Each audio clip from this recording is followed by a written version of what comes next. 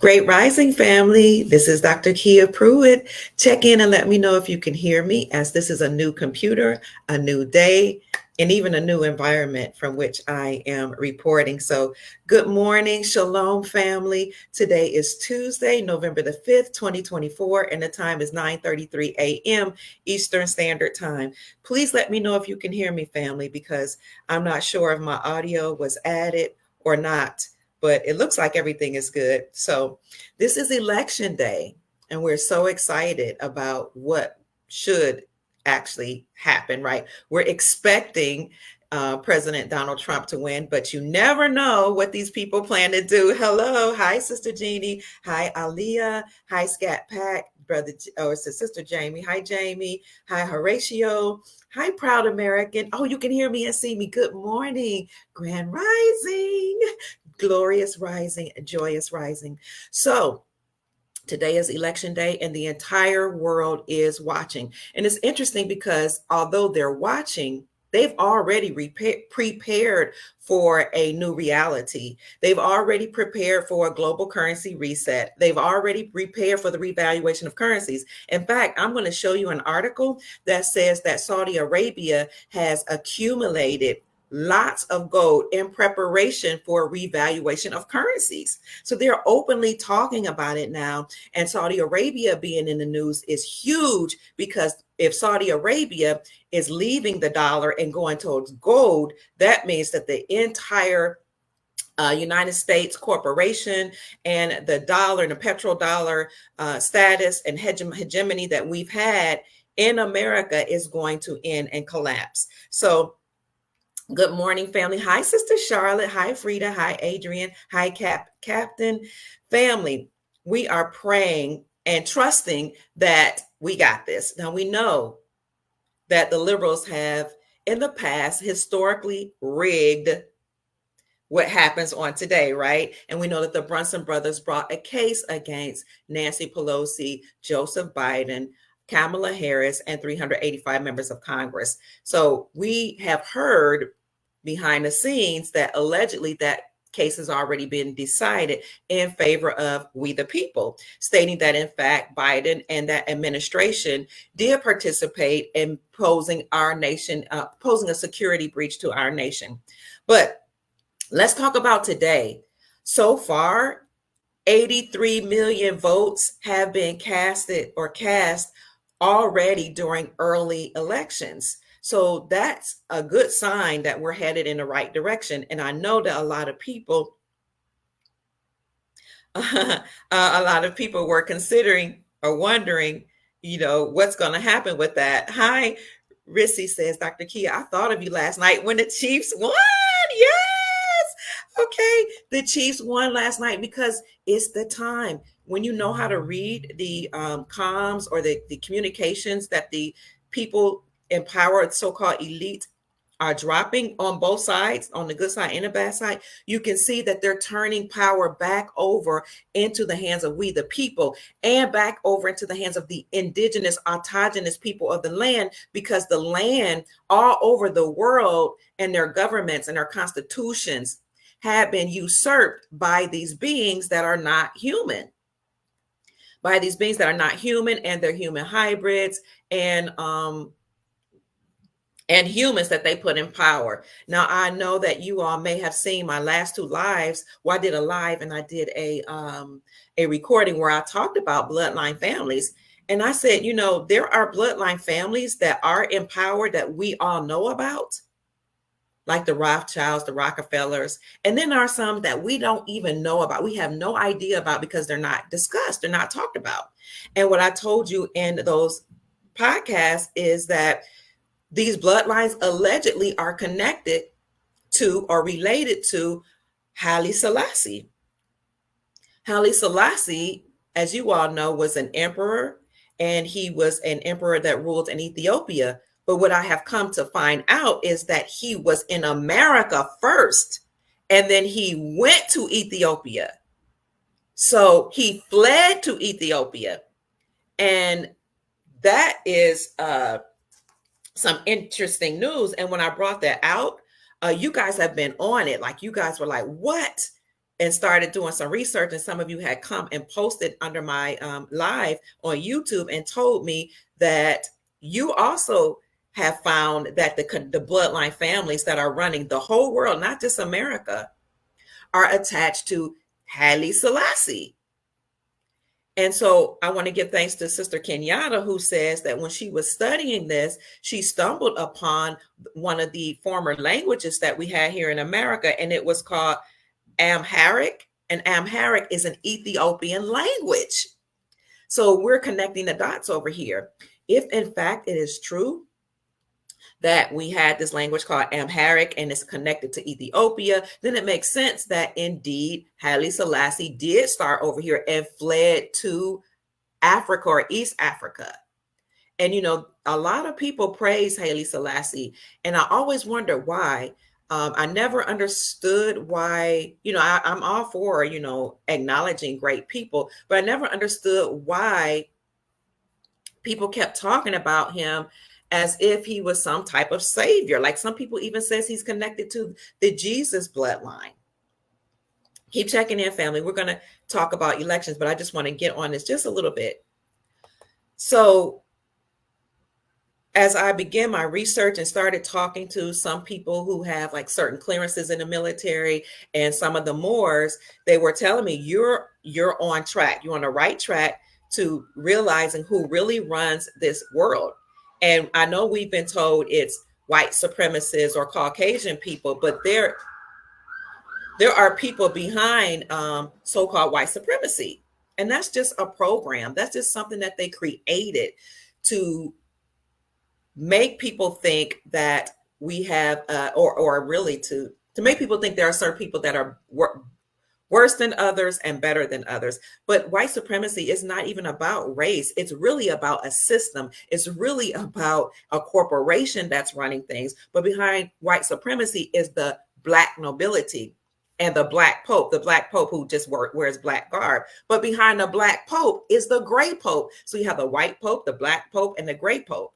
And then you have royal families, and behind all of them, the royal families and the royal bloodlines, excuse me, and the popes, you have the Black nobility. You have people who have a bloodline that is actually that stem from centuries ago. Okay. And many of these people, in fact, the original ones were dark skinned or brown skinned. And this is what blackface was about in Hollywood. When you saw people shucking and jiving in Hollywood and putting dark paint on their faces or black paint on their faces, they weren't mimicking so-called Black people. They weren't mimicking the Aboriginal copper-colored people here in America. They were actually sending a message, coded messages for us who are aware, stating that there's a Black nobility, there's dark energy behind us controlling Hollywood, controlling politics, education, health, sciences, banking, and every segment of our society. So let me show you something quickly before I lose my train of thought about Haile Selassie. See if I can show you this. Somebody says, today we take our republic and America back. Absolutely. Let me see if I can do this. It's been a while since I've been live using this live stream or StreamYard. On my community section of YouTube, I showed you something. It says, here is the Queen of England bowing at Haile Selassie's feet, the Ethiopian leader. Why? Because his bloodline truly rules the world, or ruled the world, allegedly. So let me see if I can make this a little more clear. Dang. I'm sorry. I think I clicked it out of it. I wanted to show you this. Can you see it clearly? Hold on 1 minute. I got to get it back. It says stop sharing. Can you all see that?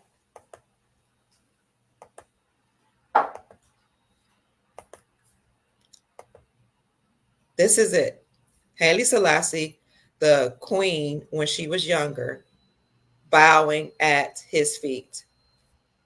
When you go to the community section, you'll see it more clearly. It says everyone bows or bowed to the Queen of England. The only person that she bowed to was the Negus, Haile Selassie, legendary emperor of Ethiopia, as well as the king of the Solomonic, what I say, Solomonic dynasty.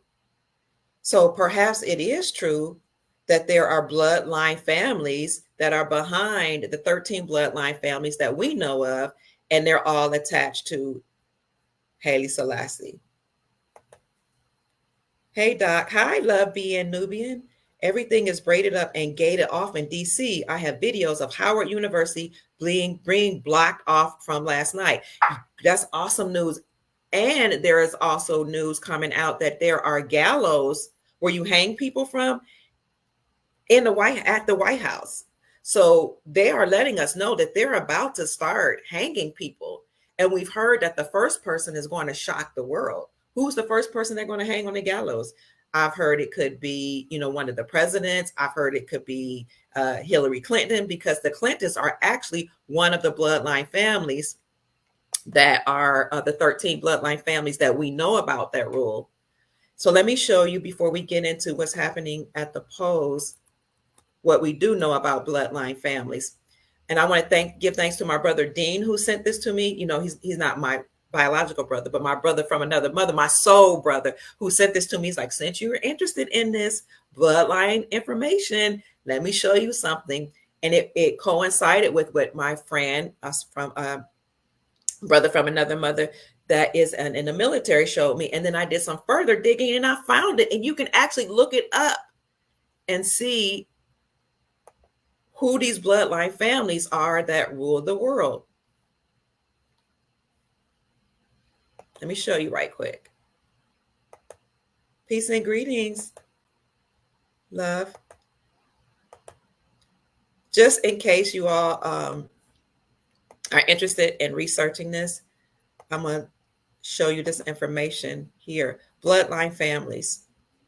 Because they keep pitting us against each other and saying, whites against blacks, and this Catholics against Muslims, or Christians against Muslims, and each different category of people they categorize, and then they pit us against each other. But in reality, they're doing this to distract us so that we don't know that there are entities that live. There are creatures that live. There are extraterrestrials that live. There are interdimensional beings actually that have come to the planet to enslave the planet. And we've heard that this is a prison planet. We've heard that there's a dome on top of the earth and that you can't really break through, or at least you couldn't. They made it hard for us.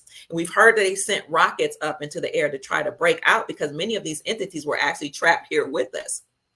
But all of this has been done to keep our focus off what's really going on behind the scenes. And my encouragement here is to not allow anybody to do that to you. So I don't know, can you see this screen? Because I can't see that you can see it. Love Nubian says, Doc, those gallows were there for the tribunals that already took place, from what I understand. Thank you, sister.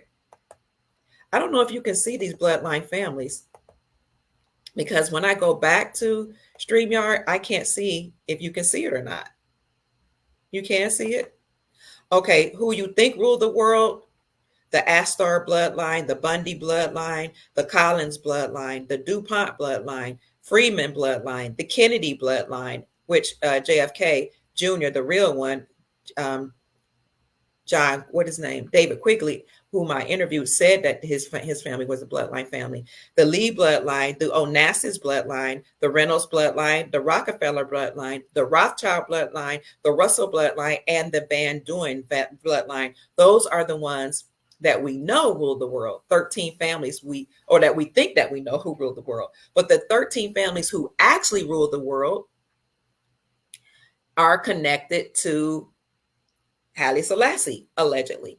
That is the Borgia bloodline, the Breakspears, the Somaglia bloodline, the Orsini bloodline, the Conti bloodline, the Shigi bloodline, which sounds a lot like Chicago, the Colonna bloodline, the Farneses, the Medici bloodline, the Gatani bloodline, the Pamphili bloodline, the Este bloodline, which sounds Hispanic, the Aldebarandini bloodline. Those are the 13 bloodlines. And some of these bloodlines have been actually fighting with amongst and between one another for centuries. So these allegedly are the bloodline families that actually rule the world that we never hear about. And this is why they pit us against each other and created categories of people so that we will not know that there are entities and bloodline families that have created paradigms to confuse us and divide us so that we wouldn't know that all along they are doing things to siphon our energy. Because as long as we're fighting each other, as long as we're angry, and as long as we're in fear, they can eat that energy or absorb that energy.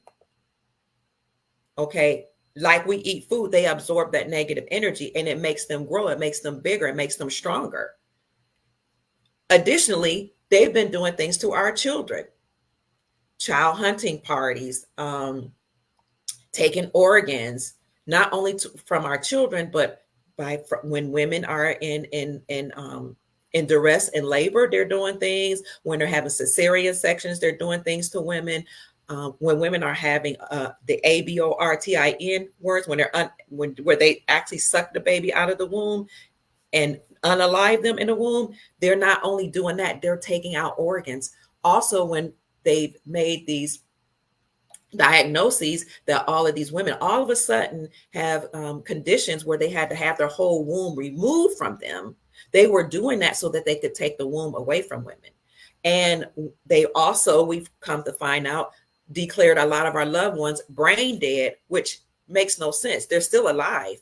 They did that so that they can take the organs while our families and family members and loved ones are still alive on the table. And they tell us they're brain dead anyway. These people, these entities are nefarious and they are wicked. They control the world or controlled the world so that they can take the people, the energy, the organs, because the organs that we have makes them live longer. And particularly they were after heavily melanated people. We all have carbon. Everything has carbon in it. And that's why they made you fear 666, because 666 is actually 6 neutrons, 6 protons, 6 electrons, which is carbon. Carbon lives in everything. But what has the highest amount of concentrated carbon are the darkest things, the darkest foods, the darkest beings, the darkest humans. And so that's why they went after indigenous people in Canada, indigenous Aboriginal copper colored people here in America, the so-called Blacks or African Americans. That's why they put guns and drugs first in our communities. That's why they're particularly after Chicago. That's a particular bloodline they're trying to go after. And isn't it interesting now that we're talking about that the Shigi, what was it? The Shaigini bloodline is one of the bloodline families. Isn't it interesting that I said they've been going after and fighting against each other for centuries? It's another bloodline that's actually doing this. They may be using people that look like that are European descent. They may be using cops to put in drugs and guns in the Black communities in Chicago and elsewhere. But who's behind that? Who's behind the people that we know that's in power? That's who's been controlling the world. They want those organs because there's something in those organs that make them live longer. This is why they went after Haiti. This is why they still after Haiti and keep sending hurricanes over there and keeping them in perpetual poverty. This is why they had Hurricane Katrina and displaced all those people, not only to steal the land, but look at all the people that went missing. They wanted those organs, these beings. By the way, this is why when they declare martial law and when we had a shutdown of the world during 2020, and we may have an EBS now, an emergency broadcast system now, we know military is on the ground. They want everybody to stay inside and they may have curfews because there are certain beings that are still out in the woods, in the forest. That's why they keep saying, you shouldn't go beyond certain parts in the forest. This is why they have park rangers guarding the forest, because there are these entities that have come from other dimensions and that they've created that are hiding in the forest as well as underground. So when they blow up those underground, deep underground military bases, and when they go into the forest and they go into the mountains, and you hear all these loud sounds that sound like, sometimes you hear them in your neighborhood, sound like, what's going on? Is that a war going on in my neighborhood? When they're destroying them, those entities are coming out. And so when they tell you to stay in the house, there's a reason, because those entities are coming out, those beings that they created in labs that are part human, part interdimensional beings, part animal, come out. They're going to try to find a way to escape. So this is the information that's coming out that we need to really listen to and pay attention to. There's a book called Holy Tablets, Green Knight says, by Malachi York. He spoke about a lot of this and those indigenous practices like voodoo, hoodoo, and other practices like Ifa, and that's connected to the higher self. Sister Lisa says, my mom grew up in Los Angeles and saw Haile Selassie drive to a neighborhood house in a very spiffy vehicle, and that was in the late 1930s. Wow, I got chills, sister. Thank you for sharing this. So we're on to something. We're on to something. National parks, a lot of these beings are hiding. Wouldn't it be something to find out that though we've been fighting each other all along, different races, or we've allowed them to make us angry with each other, that there are actually bloodline families that are fighting against each other, and we're caught in the crosshairs. We've been used as pawns and puppets, just like Diddy and people high up in Hollywood, the Cosbys, Weinstein, Epstein, all these people who have done nefarious things to women, men, and children, do trafficking. They have somebody to whom they have to answer. And they have bloodline families to whom they have to answer. This is what we're fighting against. So the whole world is watching. Why is the whole world watching what happens in America? Because everything starts and ends, according to my understanding, here in America. America is Egypt. When you look at the old world maps and you look at the biblical Old Testament biblical maps, the old ones, the ancient biblical maps, it actually shows you that ancient Egypt was here in America. It shows you that Israel's here in America, and all those different, Morocco is here in America, and all those dynasties that they talk about in the Bible actually started here. And then other countries or areas named themselves after us, or the countries that were here. I don't know if that means we migrated there and named them that. But this is a whole dynasty here that used to be the Moroccan Empire that is still existing. I said used to be the Moroccan Empire. It was usurped by these nefarious entities or these beings, and they are the ones who put the Pope in charge. The only Pope we see, is one particular one, but there's a black Pope, a white Pope, and a gray Pope. And I heard it's the gray Pope that actually controls everything, and the bloodline families behind them that I brought up to you. So the whole world is watching because they know that America is actually the Moroccan Empire. America is actually the cradle of civilization, allegedly.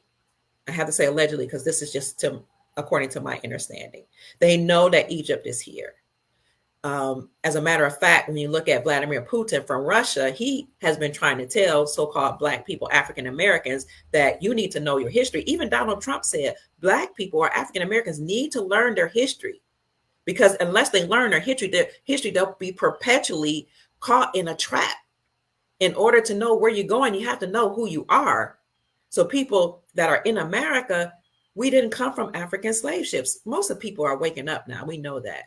We were already here. And Russia, their president, Vladimir Putin, has been saying that for a long time. This is his art and his problem against the United States Incorporated. Kim Jong-un had a problem with the United States Incorporated. The former president of Spain had a problem with the United States Incorporated. Many nations did, because they knew, and they kept trying to tell us here in America, no matter what skin complexion you are, you are not the ones that we have a problem with. We have a problem with the corporation.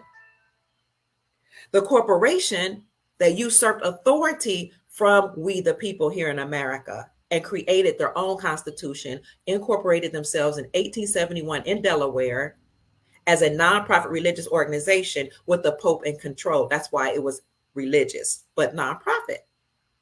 They had their own constitution called the Constitution of the United States Incorporated.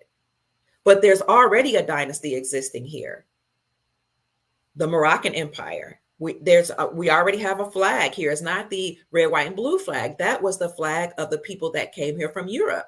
And if you heard Obama speak, and I heard Trump say the same thing, the Moroccan Empire were the first to recognize us as our own nation. So when the Europeans came here, they had their own nation. That's 13 colonies.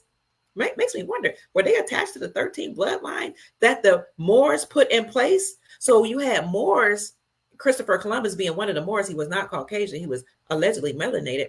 When they came here, they brought Europeans here. They brought their sex slaves, the women here, the Caucasian women here that they had enslaved there. They brought their indentured servants. Why did they bring them here? Why did they decide to come to America? And then other Europeans came here because they were fleeing the same thing that we're going through right now here in America. They were fleeing those entities and those bloodline families, siphoning their blood, stealing their children, stealing their organs, and having child hunting parties. So we want to give thanks to Chief Pontiac, Rod Hayes, who came to the channel to talk about some of this before. And we give thanks to the Moors who have talked about this extensively. So the Moors ruled Spain and ruled Europe from 711 to 1942, probably longer, but that's what recorded history tells us. Whose story? His story.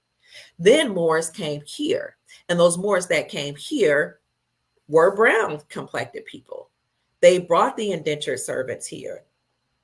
And we here that were here in America, still part of the Moroccan Empire, received the Europeans, welcomed them here, and acknowledged them as their own nation. They had their own flag, their own rules, their own constitution, their own way of doing things. And they were participating in trade and commerce. And my understanding of the American flag was a flag or banner of trade and commerce for our European brothers and sisters, minding their business. Now, the Moors that came from Europe fought the Moors that were here, and to my knowledge, it looks like they imprisoned us and made us prisoners of war, the so-called Blacks or African Americans here in America.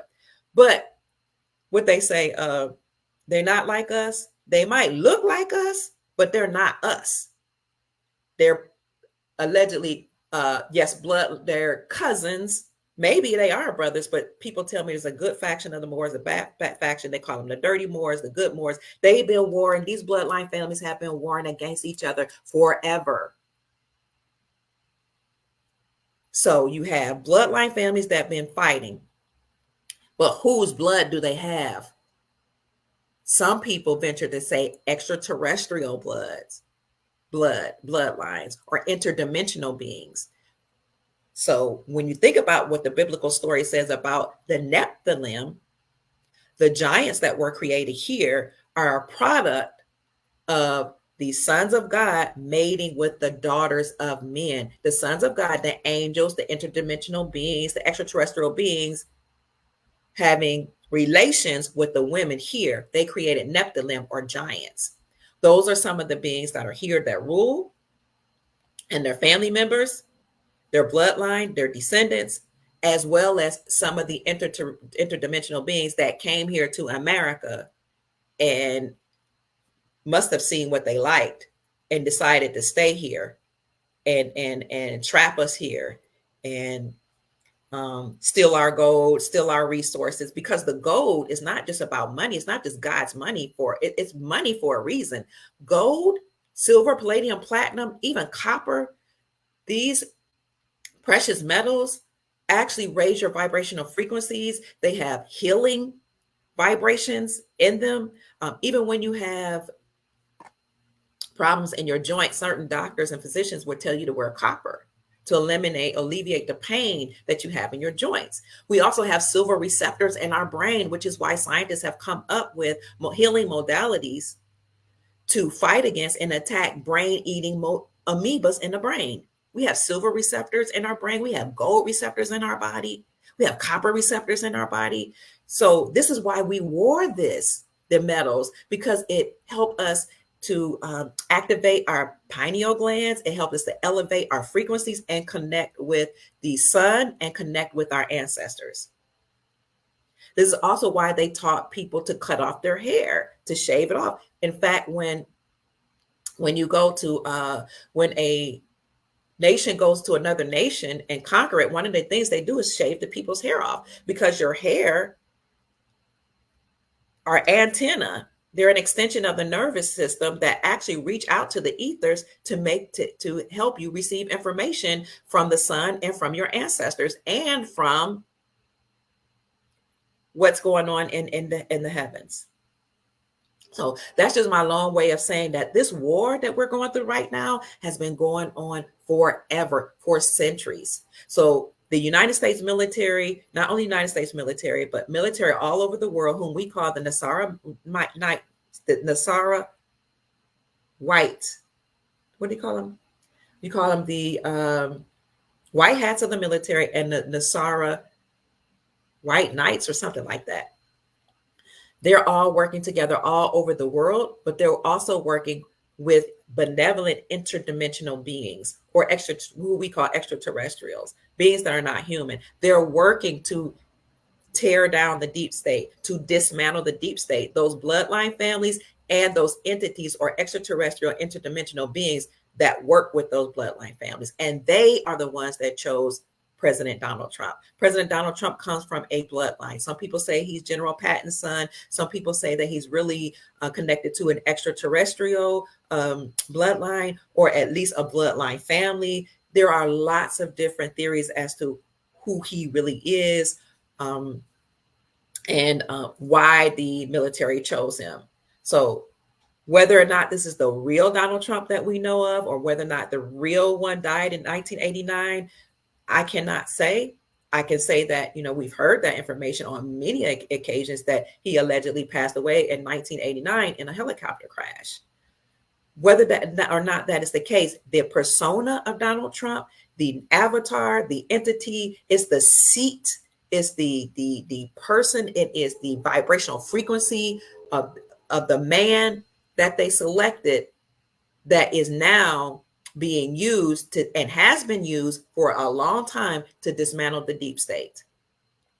I am grateful for that, because in my opinion, the Most High, the Creator, whatever you call it, consciousness, higher consciousness, the supreme being, the creator of all things, can use whomever it chooses to use.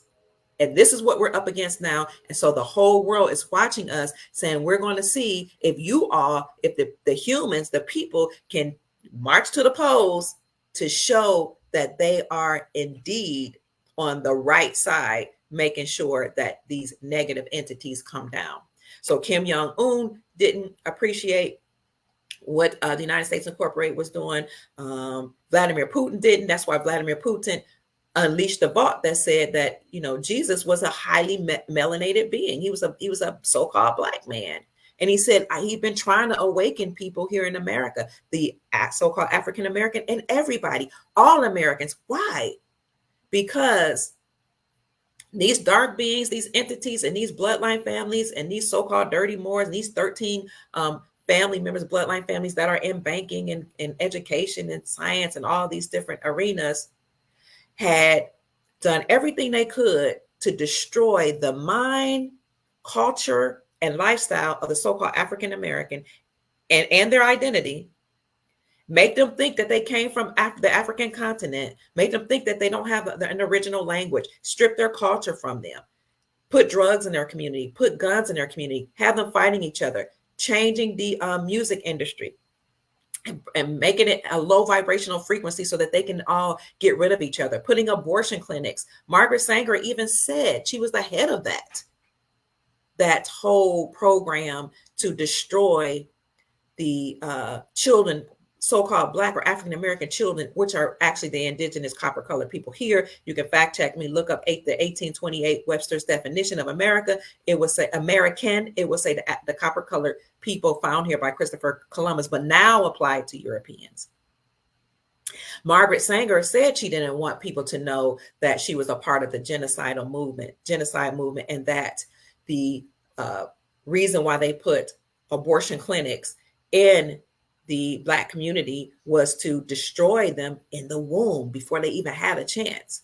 And so for all people that are saying, let me stop here, that Caucasians are racist, I'm gonna really challenge you on this, because so-called white people have fought harder to keep Black babies, so-called Black babies, indigenous babies alive. They fought harder to keep Black babies or copper-colored Aboriginal babies alive than even the Aboriginal woman. They fought harder, listen to me, to keep our babies alive than our own people. They fought harder going against abortion, going against family planning clinics to destroy and kill your child in the womb than you as an Aboriginal woman. And that's telling that we have come to the point where we have bought into the lies, fed into the programming so much so that we believe that somebody hates us, but we hate our own babies that's in the womb more than people who are not even attached to your bloodline or your most recent bloodline. Isn't that weird? That's crazy.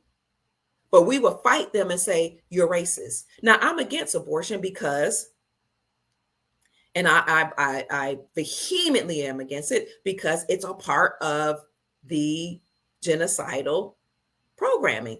And I was born and raised a Christian. What the heck? If you're a Christian, this is what blows my mind. Christians support annihilating their own children. How sick are we? Christians. If you support the Bible, if you support Islam, if you support any of the Abrahamic religions, or you're call yourself attached to them, you should not be supporting abortion. So reproductive rights or reproductive freedom, whatever you call it, it's a lie from the pit of hell.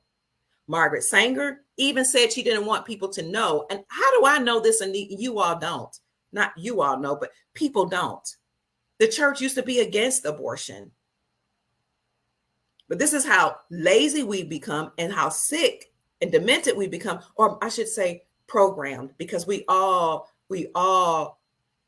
have been programmed to a great extent. So I don't want to condemn anybody, but a lot of our Caucasian brothers and sisters have fought harder to keep our babies alive than we have, but we call them racist. So I'm against it. And I'm against critical race theory because I don't believe that my people need to, I know that we don't need to be told that we're perpetual victims. I'm not a victim. The scripture says I can do all things through Christ that strengthen me. The scripture called me a royal bloodline, a peculiar people.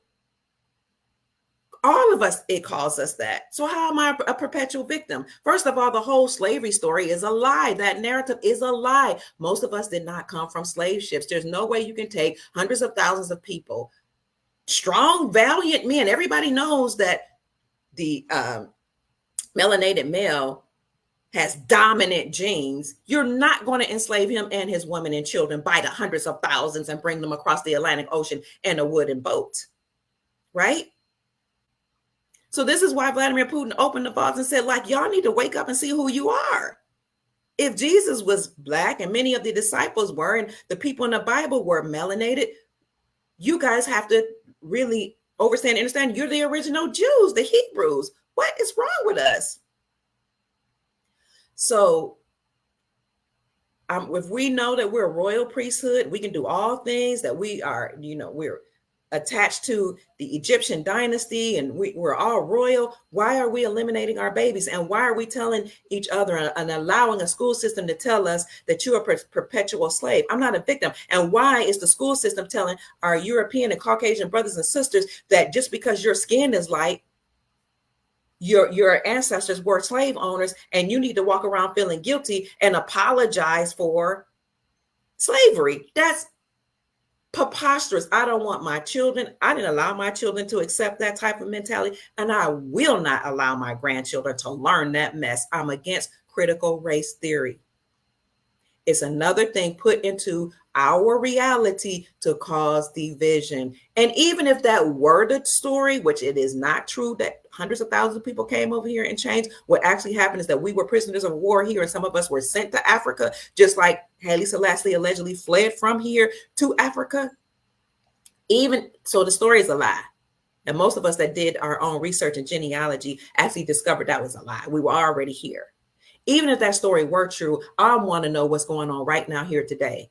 I don't need affirmative action either. I don't need that. I don't need that for my children. I don't need it for my grandchildren or my great grands or my bloodline. You don't need that. We're going to work on our own merits, and we're going to unite together as a family, and we're going to unite together as a certain bloodline. Excuse me, family, to make sure we all succeed. 1 minute, please.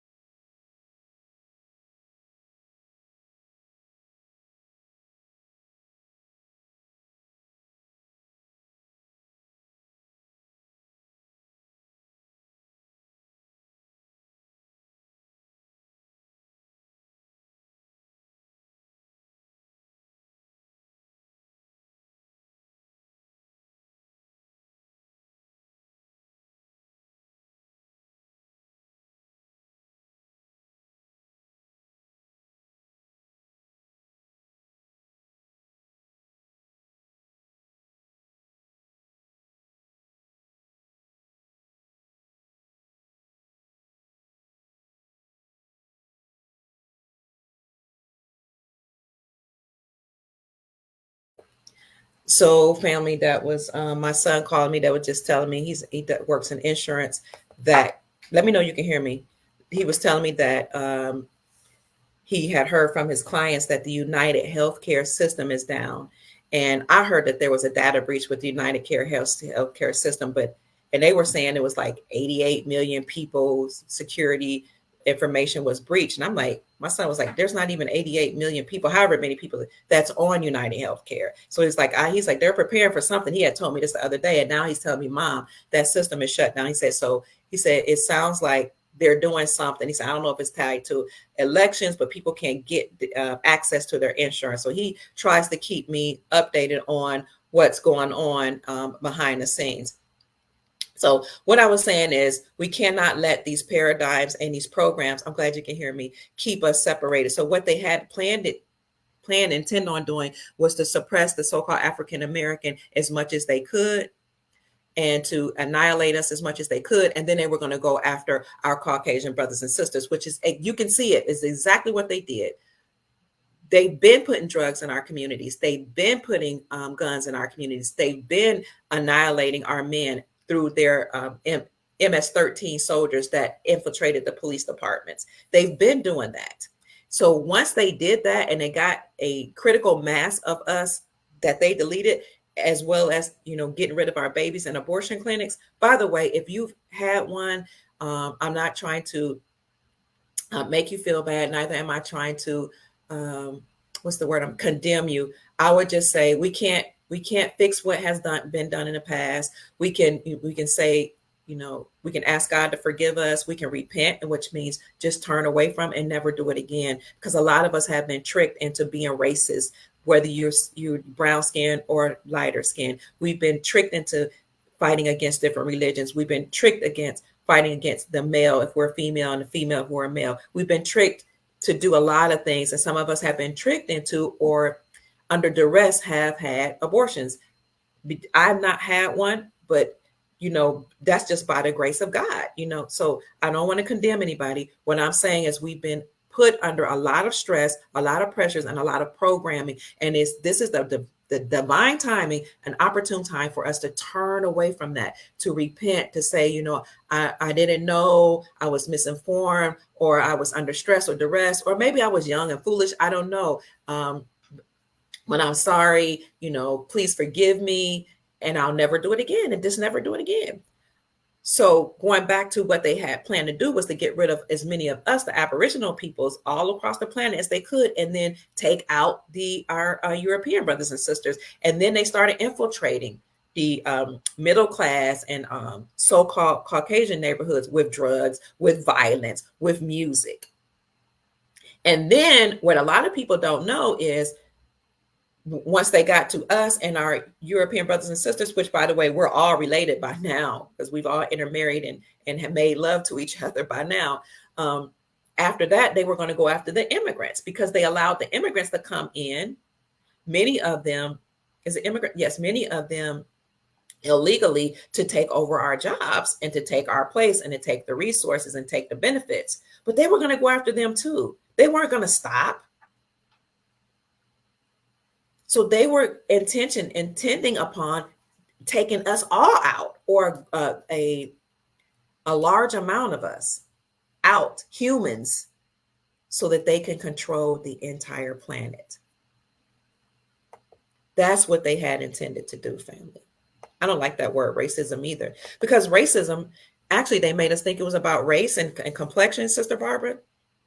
But one of my children, Dexter, who is an economist, actually taught me, and he said they'll teach you the true meaning of words in economics, because economics control the world, politics and economics. But he said more importantly, economics. He said from an economical standpoint, and according to economists, racism is really about a race to resources. It's not about complexion. It's not about ethnicity or nationality. It's a race to resources. So we've been fighting about skin complexion and using that word racism, not realizing that it's not about your complexion.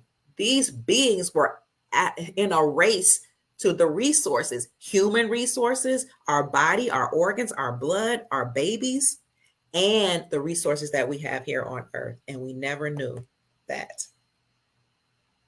Sister Barbara says, I woke up this morning with love on my mind, really strong. Therefore, love is winning. Absolutely. Pinky in the brain. Huh? What about Pinky in the brain? Expound upon that, brother Snooky. Good morning in LA, Dr. Kia. Could you please give me your email? I'm not sure if I'm writing a scammer. You're writing a scammer. If you are writing someone because there's somebody posing as Dr. Kia Pruitt online, asking people to send information to me to the fake me so that they can send you information about the quantum financial system. I'm not giving out any information about the quantum financial system. I'm not contacting anybody. The only way I will contact anybody through emails is if you've contacted me first. So let's get back to what's going on in the elections. I apologize for that long dissertation. I don't know if you all have heard this, but there is a something that's on the internet, that's on Twitter. I'll bring it up for you. I hope you can see it. Something that came up actually, what day was this? Look up Patriot Deb's Garbage. Her moniker or her acronym, the name that she uses is @back4, the number 4, the storm. I don't know if you can see this. So I put one in the chat if you can see it. This is something that I want you to hear. I'm going to let you hear it. It doesn't come up loudly enough on my screen, so I'm going to show it to you on my phone. Where this guy here speaking, I've been told his name is Lincoln, and the person to whom he's speaking, his name is Kennedy. That's interesting, Lincoln and Kennedy. What do Lincoln and Kennedy have in common? I don't know. You guys can tell me here. But what this gentleman says is, this is our last attempt at this fool's errand before we actually start counting votes this week and declaring martial law. Again, he said, this is our last attempt at this fool's errand before we actually start counting votes this week and declaring martial law. Do they intend to declare martial law this week? And you and I know we've been under martial law for a long time, but are they going to declare martial law? Are we going to have an emergency broadcast system announcement? It makes sense that something's going to happen, we know, because either Trump's going to win, it's going to make the deep state upset, or the deep state so-called Dems are going to try to steal it. And then we're going to have to take extreme measures to fix that. Oh, you can see it. Okay, now let me stop sharing. and let me let you hear what they said. This week, you can't hear martial law and all the fun stuff. Kennedy, do you have like? Let me see. What it meant to us going to New York. I apologize for that, family. It is it's not allowed video on Twitter. Let me do it one more time. This is our last attempt at this fool's errand before we actually start counting the votes this week and declaring martial law and all the fun stuff. Kennedy, do you have like? So he said again. He Check said out this new concept. Sorry. Check out this new concept. This concept of conceiving kids. He said, this is our last attempt at this fool's errand before we actually start counting votes this week and declaring martial law. Dr. Swoop. Lincoln and Kennedy assassinations, names of places and locations are mirrored. Oh, that's what that's about. So I just wanted to show you that because it sounds like they are planning, or they're telling us that was Fox News, that they're going to declare martial law. Yes, I'm on Telegram. You want to make sure it's me? But I haven't been sending anybody messages on Telegram. I am on Telegram as Dr. Kia Pruitt. There could be some fake pages as well. I know they're all on YouTube, Rumble, Instagram, and all Twitter. All of them, they have fake accounts posing as me. I'll have to check to see if you've been writing me. Grant says they have really been fighting to keep their own babies alive because they have more abortions. Wow. Pinky was always, thank you, Snooky. Pinky, Snooky Bay. Hail to the gods. Pinky was always making the brain what they were going to do every day, and the brain would always reply, same thing we did yesterday, to try to take over the world. I see. Thank you for that, Snooky. So Pinky was always asking the brain, what are we going to do today? And he asked every day, and the response was from the brain was the same thing we did yesterday, try to take over the world. Wow. They always tell us what they're doing. Horatio says the RU-486 pill is manufactured company that produced Zyklon gas that killed swarthy dark-skinned Jews in the Nazi German Holocaust. Wow. Thank you for that. Wow. You guys are amazing. Captain says the Chiefs beat the Pirates, stealing bucks yesterday. Monday Night Football means Trump wins. So the Chiefs on the land, the Aboriginal people, or we the people, however you want to see it, they beat the Bucks. The Bucks are the Pirates. Pirates are people who steal from people, right? The Chiefs beat the Pirates, which means that Trump wins. So Trump won against the deep state. And this is something we've been talking about a long time. The Chief beat the Eagles a couple years ago. The eagle is the symbol of the Roman Empire. The Roman Empire has been ruling for a long time. Remember, the United States incorporated, but even deeper than that, you have the white pope, the dark pope, the black pope, and the gray pope, who were actually put in power to rule and to be in control of the masses, when in fact those were bloodline families. But they were siphoning the energy. They were stealing things from the people, from the Aboriginal people, and from all of us. We're all humans. We're all related. We're all one. We all came from source.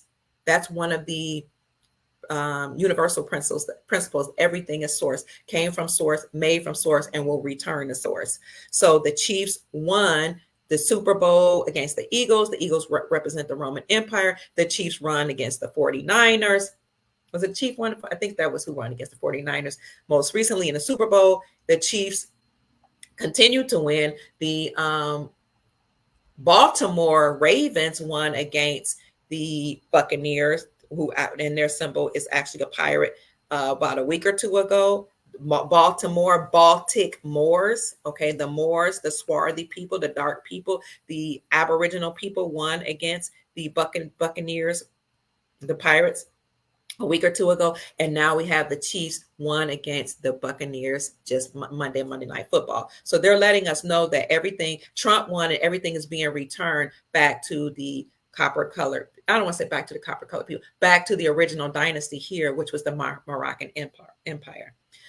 As an aside, one thing I'm studying and looking up is Tartaria, because I heard that Tartaria used to be located in Russia or near Russia in Asia.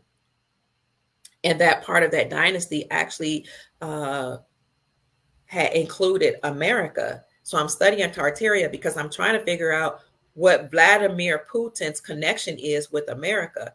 When you look up Vladimir, his name actually means what? Vlad the Moor, Vladimir Moor, same thing. So his bloodline is very, very connected to the Moroccan Empire and this dynasty here. And so that's why I'm trying to figure out what was the connection between the Moroccan Empire here and Tartaria.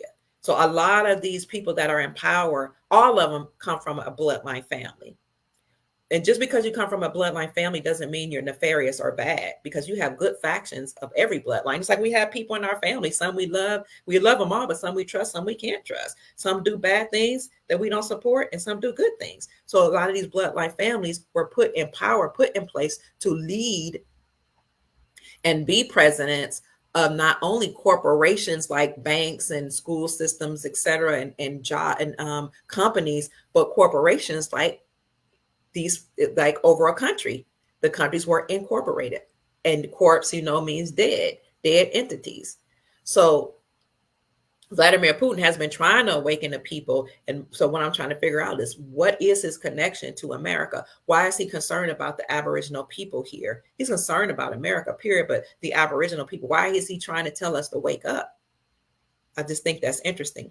But Trump, we know, likely, I'm in my spirit, I know he won. Now, will the deep state try to steal it again? Perhaps. That might be why Antifa is revving up, I heard, in certain areas. And that might be why BLM, might try to rev up. But we know that they've been defunded. We know that Soros has been dealt with. Remember, there was a triangle of power: Soros, the bloodline families here, and then the Saudi Empire. Speaking of the Saudi Empire, this is a nice segue. Saudi Arabia, as well as BRICS and other nations, are preparing for us to win. Not only for us to win, because when we win, the whole world wins. America is Egypt. America is the old world. Everything started here. The Garden of Eden allegedly is in Florida. I know I've heard that it's in different parts. I heard it was in the Philippines. I heard it was in different places. But people that I know that I'm attached to have always said it's Florida. People that I know in the military have said it's in Florida. So let's get back to Saudi Arabia. I just mentioned Saudi Arabia. Saudi Arabia is preparing for us to win and preparing for our whole country to turn back to the republic. They're preparing for the restored republic and a return to gold, silver, and other metals to be used as money. Why am I bringing up Saudi Arabia? Because Saudi Arabia is in the news. In fact, it was said that Saudi Arabia is accumulating lots of gold in preparation for what is to come. Not only have they amassed or accumulated a lot of gold, but when was it? In 2022, they had accumulated 160 tons of gold. Saudi Arabia, being a part of that dynasty or triangle of power, was important because you had the Saudi princes that were protecting the oil. So the Saudi princes owned the casinos in Nevada. This is why you had prostitution legal in Saudi Arabia. Is why you had a lot of gambling in Saudi Arabia. In Nevada, excuse me. You have prostitution legalized in Nevada, drugs in Nevada, running rampant in Nevada, illegal activity, gang activity, all type of stuff. Mafia running everything in Nevada because the Saudi princes had bought up a lot of land in Nevada and they owned the casinos. Now, once I reported this a couple years ago, somebody told me that a lot of casinos are coming up for sale. So maybe some of you will own them if we're going to have such a thing.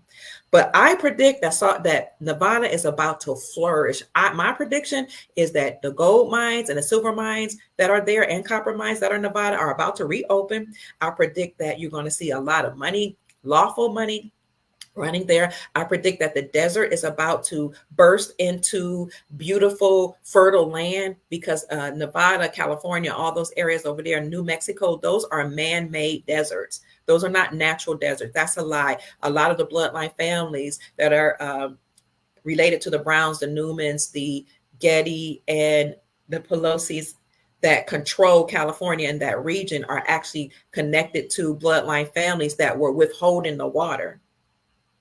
So I predict Nevada, the whole region, the whole West Coast is going to flourish. I know there's a fault line that they say that's going to break and it's going to cause California to sink into the ocean. They've been saying it all my life. I believe, or I feel in my heart that that has been halted. So my prediction is that Nevada is about to flourish, that you're going to see stores there. You're going to see a lot of business open up there. Like, again, the mines, all of that, because it was owned by the Saudi princes, but no more. So the triangle of power, the Saudi princes, the Soros, the bloodline families have been dismantled by the white hats of the military and the white knights of Nasara. The Saudi princes made an agreement with United States Incorporated. Our agreement with them was that we, or the United States Incorporated, excuse me, because America is not the same thing as the United States Incorporated. They usurped authority from America. The United States Incorporated, the bloodline families that usurped authority from our dynasty and our country here, made an agreement with the Saudi Empire that they would protect the Saudi kingdom in exchange for the oil, and then force all nations to get oil from the Saudi kingdom and use the United States dollar to do so. Well, once they dismantled that triangle of power, the Saudi princes, and you saw that they had dismantled them, and you saw the celebration that Trump had actually gotten rid of them and had annihilated the deep state faction of the Saudi empire, the Saudi princes, when they did the sword dance. They welcomed him. Remember that? You can look it up on YouTube. And they did a sword dance, and they, had all these swords and kind of like bowed to President Trump. They were yielding to him. They were seceding to him. Is that the right word? Somebody says, Grand Rising, I know you're live, but I enjoy sharing truth. Thank you. So maybe we'll get to this. Thank you, brother.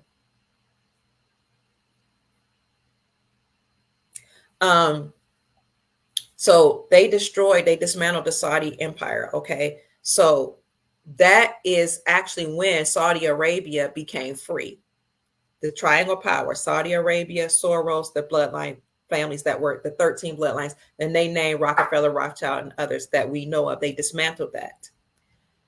That enabled Saudi Arabia to start accumulating gold, to become free. Because again, what gave us petrodollar status, a financial economic hegemony here in America, and made the United States dollar the world reserve currency, was the United States agreement with Saudi Arabia. Will protect your empire in exchange for oil, and will force all exporting nations to get oil from Saudi Arabia and then trade, with that trade dollar for oil. That's what gave us the petrodollar status. However, you all know about Project Sandman. I've been talking about this for years. Project Sandman was a secret agreement between 209 nations to, when triggered, drop the dollar for trade and use gold, silver, and their own currencies for trade. That was Project Sandman. What was the trigger? Vladimir Putin, there's that name again, going to Ukraine to clean out the deep underground military bases and exploding the crime family, the Biden crime family, sending that information to James Comer, who is head of the House Oversight Committee. You can go to oversight.house.gov or Google House Oversight Committee online. And then when you go to the House Oversight Committee website, type in Biden, and you'll see all the evidence that James Comer, who's the chairman of the House Oversight Committee, found against Biden and produced against Biden, his son, and the whole crime family. James Comer has been telling us for a couple of years, I'm going to expose him if it's the last thing I do. What he was waiting for was Biden's inauguration. And after that inauguration, he just went ham on exposing certain things. And then when Vladimir Putin cleaned out the deep underground military bases and exposed things that were going on in Ukraine, which it was his right to do because Ukraine was actually part of the Soviet Union, which is part of Russia. So he was able to do that. That incensed or upset Biden, and Biden put sanctions on Vladimir Putin. Vladimir Putin's response was to stop trading with the dollar and start trading with his own local currencies, the Russian ruble. And that's why in 2022, the Russian ruble was the strongest performing currency in the world. You can see that on Google. Well, that Vladimir Putin didn't stop there. Vladimir Putin then not only dropped the dollar for trade and started using the Russian ruble for trade, but he then inspired the BRICS Union, Brazil, Russia, because he's over Russia, India, and China, and South Africa to do the same. Then once they stopped trading with the dollar, Saudi Arabia joined BRICS. BRICS became known as Sal BRICS, and then all exporting countries all over the world started joining the BRICS bloc: Brazil, Russia, India, China, and South Africa, that whole block of nations, and dropping the dollar for trade and using their own local currencies backed by gold, silver, copper, palladium, and all those other resources. And they were able to do that because they repatriated their gold back from the Pope, back from the Vatican, and their artifacts, and they repatriated their gold from other places that it had been sent to. So again, Project Sandman was a secret agreement between 209 nations to, when triggered, drop the United States dollar for trade and use their own currencies. So I've been reporting on this for years. People are starting to talk about it. And of course, when I started talking about it, most people had never heard of it. But now we know and we see. Saudi Arabia, again, was the first to join BRICS. They actually did it years ago. It's just now coming out.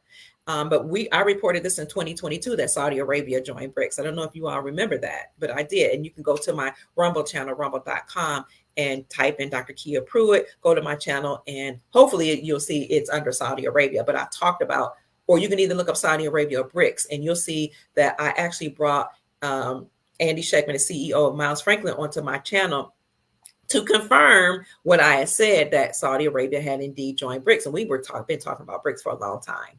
So once Saudi Arabia joined BRICS, again, they were free to accumulate gold. And so I'm going to show you what they're doing right now. This is how you know we're headed towards the gold standard.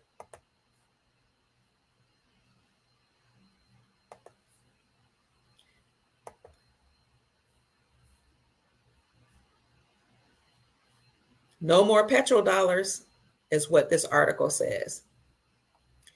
Remember, I said the secret agreement, Project Sandman, is what made all the nations destroy the petrodollar by dropping the dollar and using their own currencies for trade. This article here was published mid-October, and on the 18th of 2024, recent and secretive Saudi gold accumulation aligns with a growing global trend fueling expectations of an imminent currency reset. You see that? And imminent. So when people are asking, are we going to have a revaluation of currencies? Are we going to have a currency reset? Yes, in fact, we're going to have a global currency reset. And Saudi Arabia, who had an agreement with the United States Corporation to only trade with the United States dollar, is leading that charge. Saudi Arabia and the whole BRICS bloc: Brazil, Russia, India, China, and South Africa, preparing for the imminent, the definite, it's impending, it will happen, currency reset. Stay encouraged, family. The global financial landscape can feel like a never-ending puzzle, but one thing is becoming increasingly clear, the article states: the secretive Saudi gold accumulation hints at something big on the horizon. Let me talk about Trump here for a minute. Years ago, before he was even president, he rented out one of his floors of his towers to Apmex, which is a gold company, for 32 ounces of gold. And he said, this is a precursor of what is to come. Okay, that's why he nominated Dr. Judy Shelton to be over the Federal Reserve when he was serving in about 2017. Because she is a PhD in economics, she has a business degree, and she's a gold bug. She believes in the gold standard. But the global financial landscape knows that something is becoming increasingly clear, and Saudi Arabia is amassing gold or accumulating gold, hinting to a global currency reset, which is what they're saying is big on the horizon. As the kingdom stockpiles gold and shifts away from traditional dollar-based systems, we're left wondering, are we on the verge of a global currency reset? Well, of course we are. We should certainly keep tabs on Saudi Arabia's gold strategy and how it aligns with emerging financial trends, what it could mean for currency revaluations for all of you who have currencies, and how these developments might reshape the entire world's financial order. This is a new chapter in the global monetary policies around the world and global monetary history. Historically, Saudi Arabia has played a critical role in upholding the global dollar-based financial framework, the article states. Its longstanding adherence to pricing oil exclusively in the United States dollars since the 1970s secured the petrodollar system, reinforcing the dollar's dominance. But now that is over, family. Pay attention to what's going on in the world. They are preparing for Donald Trump's return. They are preparing for his win. They are preparing for him announcing that the Federal Reserve has been dismantled. They are preparing for him to announce or reiterate that he put the Federal Reserve's duty and the duties of the IRS underneath the United States Treasury, because according to our Constitution, that is the entity, the only entity that may deal with money. So again, the triangle of power, Soros, the 13 bloodline families that we mentioned earlier in the podcast, and the Saudi kingdom have all been dismantled, and that freed up Saudi Arabia to accumulate all this gold, as they had already joined years ago the Project Sandman and the BRICS bloc, or the BRICS Union. So not only has Saudi Arabia accumulated lots of gold, in fact, according to a money metals analyst, in 2022, they accumulated 160 tons of gold in Switzerland. They're also constructing a massive gold cube that will arguably be the largest construction on the planet or in the world. This was published October the 28th, just a couple of weeks ago. Was it last week? 2024. Saudi Arabia has begun constructing what they call the Muqab, a giant gold cube in the heart of its capital, Riyadh. The mega luxurious project has been dubbed the Muqab and will be an incredible 400 meters in height, width, and length. We need to look up why 400 meters, what that means. What does the gematria say? What does numerology say? And what does Muqab means? So the mega luxurious project has been dubbed the Muqab and will be an incredible 400 meters in height, width, and length. It is very likely it will become the world's largest building once it's completed. The now under constructed Muqab has already earned itself fans and some haters because it's been drawn comparison to Mecca's Kaaba. Notice they used the word Mecca. And I said I wasn't going to talk about this story, but recently you heard about a woman who dropped it, who leapt, a melanated woman, so-called Black American woman, who leapt into Niagara Falls. Her name was something Means. She had a child named Mecca Means and another child called somebody Romanoff. And I said, that is either some type of comms being dropped or a ritual. First of all, I'd never heard of Black folks jumping into Niagara Falls, but who knows? It could have happened. Secondly, the name, I asked my brother, my Moorish brother, what it means. And he told me what her name meant. I can't remember what he said, because he was like, wow, you might be onto something. These might be comms dropped.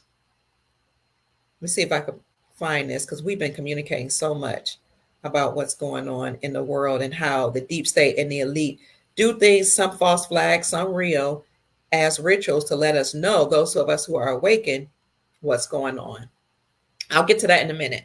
So the project will be putting 20 Empire State buildings together in one structure. Empire State, Empire, They have the empire. They call New York the Empire State. Um, they're letting us know that there's a certain empire coming back online. I don't know why they say 20 Empire State Buildings and structure. The Macabre will be the crown jewel of one of Saudi Arabia's most ambitious development projects, the new Macabre, Maraba, which will spread over 19 square kilometers. Somebody find out what 19 correlates with, in the northwest of Riyadh. It will cost $50 billion to develop. Everything the elite do, whether it's the good side of them or the bad side of them, is dropping comms. They're communicating what is to come. Everything. All the numbers here mean something. Okay, I just want to say that.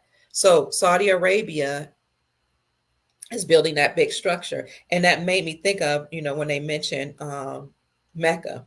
So there was a sister, a melanated woman who jumped into Niagara Falls. She and her 9-year-old son and her 5-month-old daughter. And the article says she was mad at her baby daddy. Now, I don't know what news or journalistic paper would actually use that type of jargon. You're supposed to use professional language, but they said she was mad at her baby daddy, so she leapt into Niagara Falls. Now, I'm very sad to hear that story. It's very, very sad for a woman to jump into the Niagara Falls allegedly with her 9-year-old child and her 5-year-old son. Her name was Mecca Means. Her son's name was Roman Romanoff, and her daughter's name. No, her son wasn't Mecca Means. What was her name? Her name was Chianti. Her name was Chianti Means. My Moorish friend told me Chianti is a red wine from Tuscany, and it also means Chianti is a name that means it's time to celebrate. So are they dropping comms? Her name was Chianti Means. Her son was Roman Rossman. Her daughter's name was Mecca Means. Roman, as in the Roman Empire, has ended, and Mecca is beginning. Roman Romanoff, or Roman Rossman, and Mecca Means for her children's name. It sounded to me like they're dropping comms. I hope the story is not something that actually happened. If it is something that actually happened, it's a ritual. And they're letting us know that the Roman Empire has ended and we're returning to Mecca. So you're going to start seeing Mecca, that word, come back up, the Holy Land. It's going to come back up. America, Mecca is the Holy Land. America is the Holy Land. America is the land flowing with milk and honey. America is the promised land. That's why everybody comes here from all over the world to realize opportunities. My friend goes on to say it's the end of Roman law, as in 9. Her son was 9 years old. 9 means an end of something and the beginning of something else, and which is a return to Mecca, which is why they dubbed her son's name 5-year-old. His 5-month-old son's being called Mecca. 5 correlates with the 5 civilized tribes, the 5 civilized tribes here in America, the indigenous peoples tribes, and the 5 principles of the Moors, which is the foundation of the Moors, the 5 principles of the Moors, or the 5, what's another word for principles? Precepts, maybe. And those are love, truth, peace, freedom, and justice, which you all have heard me talk about that. Love, truth, freedom, peace, and justice. Those are the principles of the Moroccan Empire. And anybody that's allowed to stay here must be in alignment with our 5 principles. So Mecca, Chianti Means his 5-month-old son was called Mecca. They use 5 months because it represents 5 civilized tribes and our 5 principles: love, truth, peace, freedom, and justice. So you're going to see the number 5 come up a lot in the comms and when people are reporting as well. That's what I'm saying. Also, Chianti means to celebrate with wine, and Chi correlates with Chicago.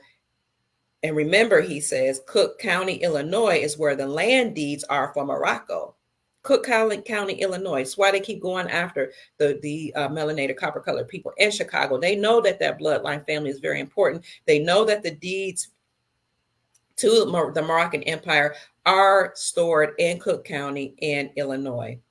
But he says that remember those are recorded or have been recorded in Cook County's recorder's office. You guys can fact check me on all of this. I just want to bring this up to you so you can know what's going on here in America is actually something that we all need to learn about, because it's a story being told about dynasties that pre-existed before the deep state or these bloodline families usurped authority from America and from countries all over the world.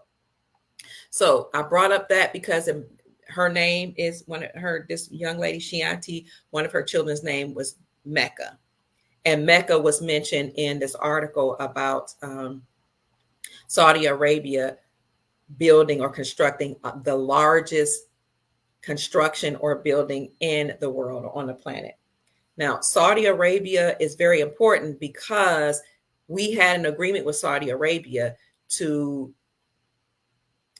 again, make all exporting nations get oil from Saudi Arabia. But you're going to start seeing articles come up where other nations are discovering oil in their countries. We have a lot of oil here in America, right? It's in Texas, but other countries have oil too. And so what you see is countries actually exporting oil to other countries so that they don't have to only get it from Saudi Arabia.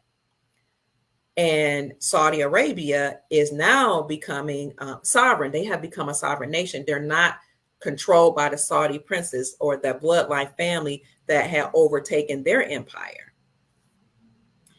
What I'd be interested in knowing is what is the relationship between Saudi Arabia over there and the Moroccan Empire here, because I know that they've been usurped by those people that don't even look like the original Saudi Arabians. The Saudi Arabian, that whole area should be dark folk. I say should be because what I mean is they were originally dark.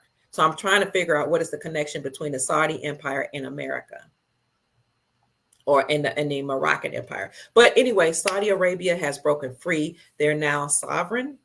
They have dropped the dollar for trade.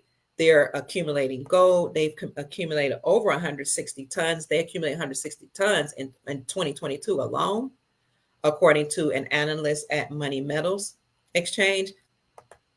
But they're not the only ones that have broken free from the control of the United States Incorporated.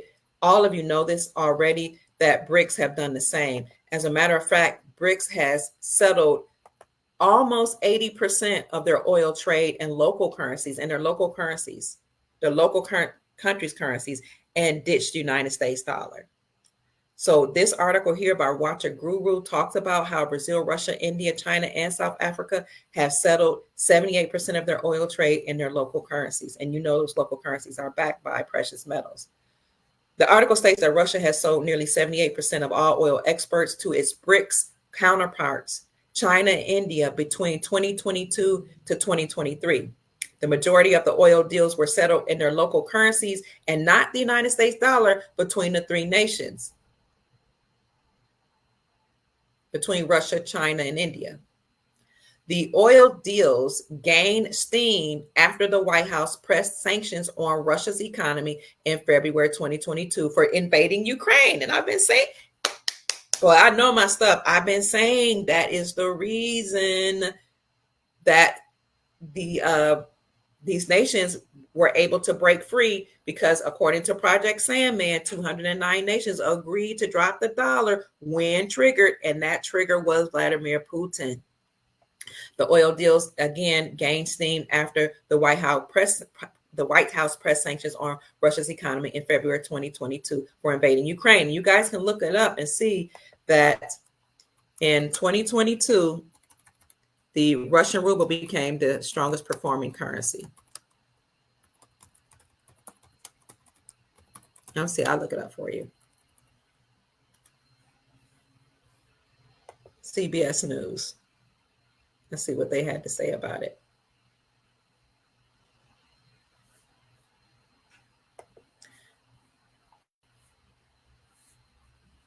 And they're going to say here, they say also read that 35 countries to abandon the United States dollar at the 2024 BRICS Summit. And that 2024 BRICS Summit was October 22nd through the 24th, right at the ending of Sukkot, which is the Hebrew holy day of the Feast of Booths, also called the Feast of Harvest.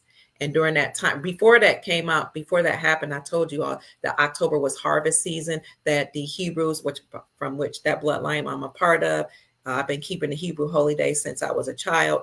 And I told you October, that whole month, which we call the month of Tishrei, the 10th, which is, I think, is our 7th month, was that whole month was the holiest of months. We had several holy days. We start off with Rosh Hashanah, which is the Feast of Trumpets, where we blow the trumpets and announce the new year, and we say Rosh Hashanah. Then we had 10 days that we call the 10 days of awe, where you actually repent to your neighbors, to people in your family and your friends, or apologize for any wrongdoings. That 10 days of awe is not a holy day, but Rosh Hashanah, the Feast of Trumpets, see that name, Trump, the sounding of the alarm, was the 2nd through the 4th of October. Then we had 10 days of awe, where you prepare your heart and you get it right, get yourself right with the neighbors. Then we had the Day of Atonement, which is the highest, holiest day of the year, where we fast for 24 hours, and that's the time you get your heart right with God.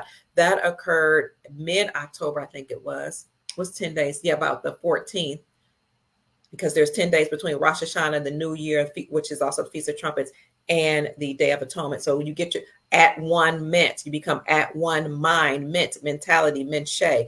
We become at one with God. You fast for 24 hours. You reconcile with God. You get your life in order. So you that whole time period, you're getting yourself in order. And then that's about the 14th. And then a few days later, between the 16th and the 23rd, you had the 7 days of celebrating God's providence, God's protection, and God's provision. And that's called Sukkot, Sukkot, which is also called the Feast of Booths, or the Feast of Harvest. And I did a whole podcast on that. And I talk about how you're celebrating God's providence. You eat, you have a whole big old feast. All your families in your community come together. And if you don't do it with the whole community, you at least do it with your whole family. You eat like the best foods, that you prepare the best foods. You bring lots of fruits on the table, because that represents harvest. You have a beautiful table prepared with fruits and pumpkins, and you can bring vegetables too. You have singing and dancing for 7 days. You actually have a worship service for 7 days, where you praise, you give thanks, you have trumpets blowing, you have music playing, the musicians are on 10 celebrating. Everybody's wearing white, because white represents purity. Everybody's excited. Everybody's testifying about God's goodness for 7 days. Some people go an 8th day, which would have brought it through the 24th. And that is why I think that the BRICS actually had their BRICS conference, Brazil, Russia, India, China, South Africa, on October the 22nd through the 24th, at the ending of the Feast of Harvest. I think they were dropping comms, communicating that this is celebration time. So before I go further, and I'm not going to stay on much longer, let me show you how, proof that the Russian ruble was the strongest performing currency in 2022. This article was published by CBS News. The Russian ruble is the strongest currency in the world this year. That was published June 28, 2022. Right when Putin clapped back at Biden for putting sanctions on him. He just stopped trading with the dollar and started using the Russian ruble. Even as Russia marks a historical default on its debt, the nation's currency is gaining strength, the article suggests. The ruble hit a new high against the dollar that week in June 28, 2022, continuing its streak as the best performing currency in the world in 2022. So I like to bring up articles to support my claim, so you all can see that I'm not just making this stuff up.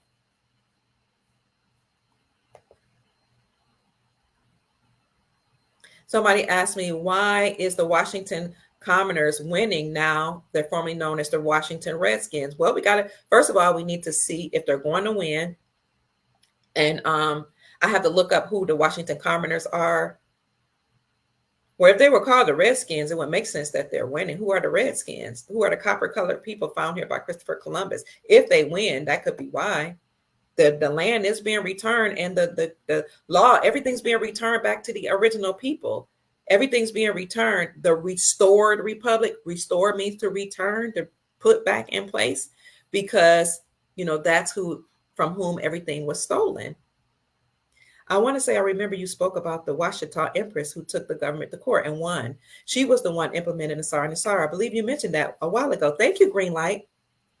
The Washita Empress, her name was Empress Verdi Asi Gaston L. Turner Bay. Turner is the European, or I don't want to say European, Americanized version of Tunica. Empress Verdi Asi Gaston L. Turner Bay was the Washita Empress who took the United States, yes, indeed, darling, incorporated to court. She won her claim that these bloodline families had stolen land in America from the Washita people, or Ashita, Ouchita, I think they spell it, or Washita, yes. These are indigenous peoples here in America. When she took these bloodline families to the world court and brought alloidial titles, or titles that was passed on down through her lineage to her people, she bought the alloidial titles and proved her case that the Louisiana Purchase was indeed a Louisiana theft, land that was stolen from her people. She won her claim against the United States Incorporated, and this happened around the same time that the farmers took the United States Incorporated to court. And the farmers claimed that the United States Incorporated forced them to take loans through the central bank from them, forced them to plant Monsanto seed, forced them to to harvest and grow sick cattle and feed them corn, which is not something that they should be eating, to make the people sick. Force them to do all these nefarious things. And if they didn't do them, and if they didn't do whatever the United States Incorporated and these bloodline families forced them to do, then their loans would be called in. They had high interest rates put on their loans. Then the deep state or these bloodline families would steal their land and unalive them. Still, the farmers, who's the backbone of our nation, backbone of our countries all over the world, because they feed us, kept going forward. And what happened was they were unalived. A lot of their lawyers were unalived. A lot of people who were fighting with them were unalived, but they kept moving forward. And so the world court proved and ruled, people keep sending me texts, ruled that not only had the United States Incorporated forced them to take out loans and done bad things by putting interest on their loans, because exacting interest upon we the people is unconstitutional. But they said that was nefarious and it was unlawful. There was a world court ruled that.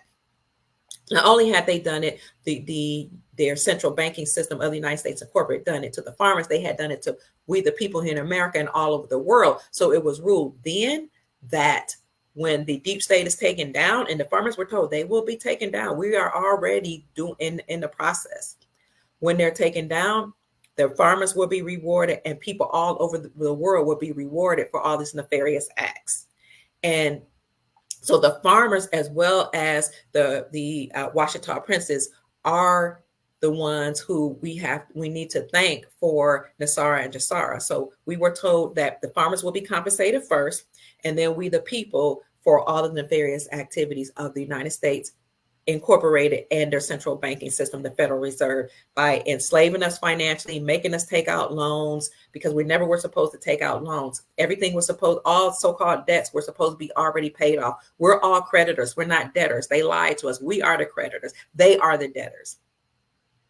We're going to be compensated for our birth certificate being created and formed into bonds and securitized and making money, accruing interest, making money, all that the money that was supposed to be made, all that was put into a trust for us. But that meant it was supposed to offset or pay off our living expenses. But instead, the deep state created a system so that, yes, while our bonds are making money and we had a trust, all of us all over the planet created for us through those bonds, the deep state made us take out loans from their central banking system.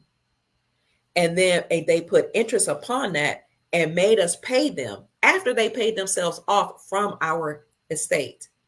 So we're all trust fund babies from our trust. They paid themselves off when you provide your social security number and signed off on certain things, which was giving them power of attorney of our trust.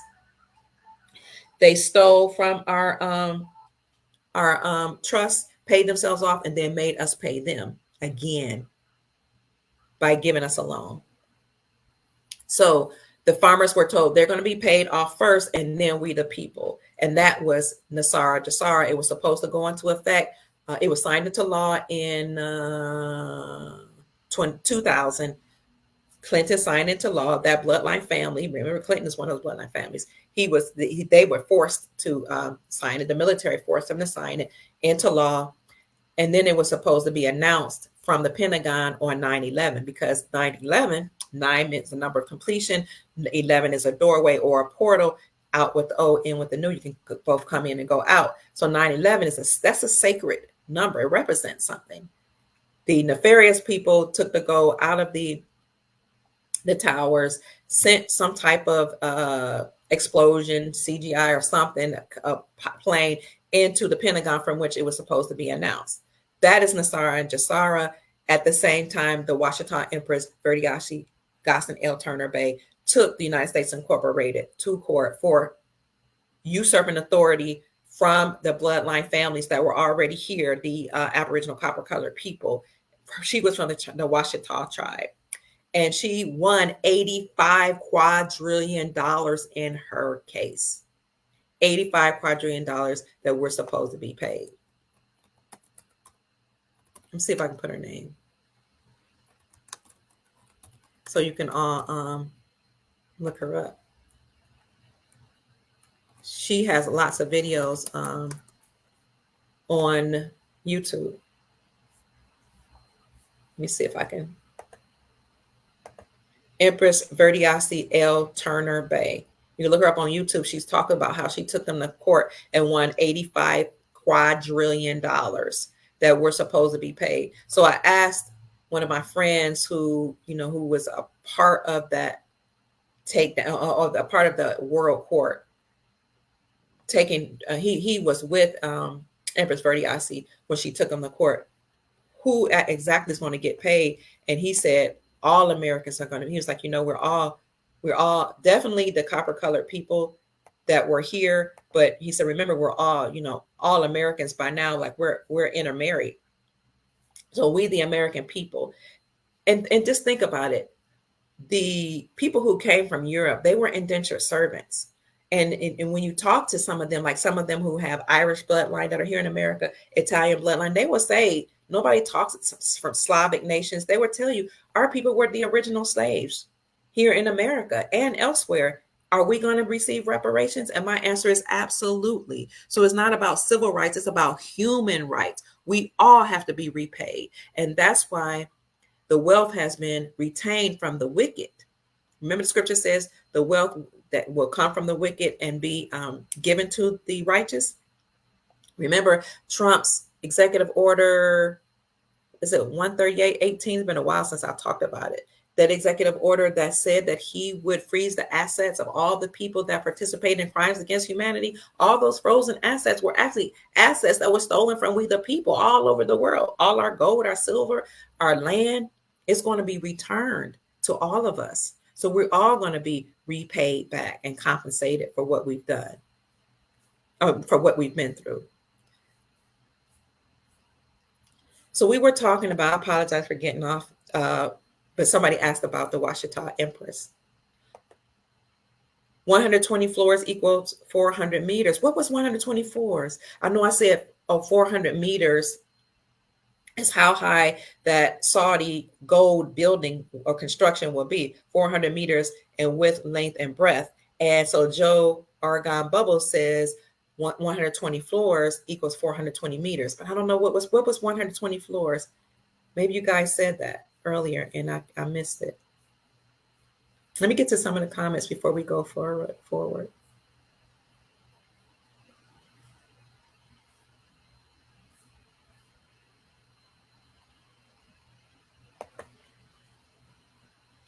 DC businesses are being boarded up. Love being. I didn't know that. Oh, they're preparing for something. Remember I said they might be preparing the thank you, Greenlight, for sending me a message on Facebook. I'll look at it.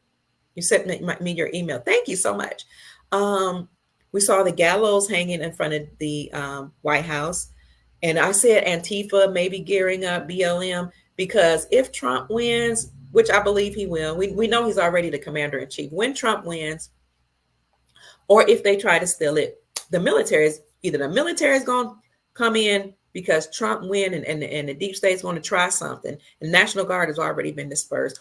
Or these other people who are trying to steal the elections will be so mad at Trump winning, they will launch these Antifa-like people. And so Love BN is saying the DC businesses are already boarded. Maybe they anticipate folks going crazy. You know how to play on the emotions of people. They're putting this certain things in your food, and we need to do this right now. Okay, thank you. I can't mention that word that you're talking about that they're putting in the foods, because that'll definitely take down my video and possibly the channel. But thank you. Greenlight says, I want to say I remember. Yeah, I spoke about the Washita Empress. She won $85 quadrillion. We're all going to be wealthy through the National Economic Security and Reformation Act, known as NASARA, or the global version of that, the JASARA, the Global Economic Security and Reformation Act.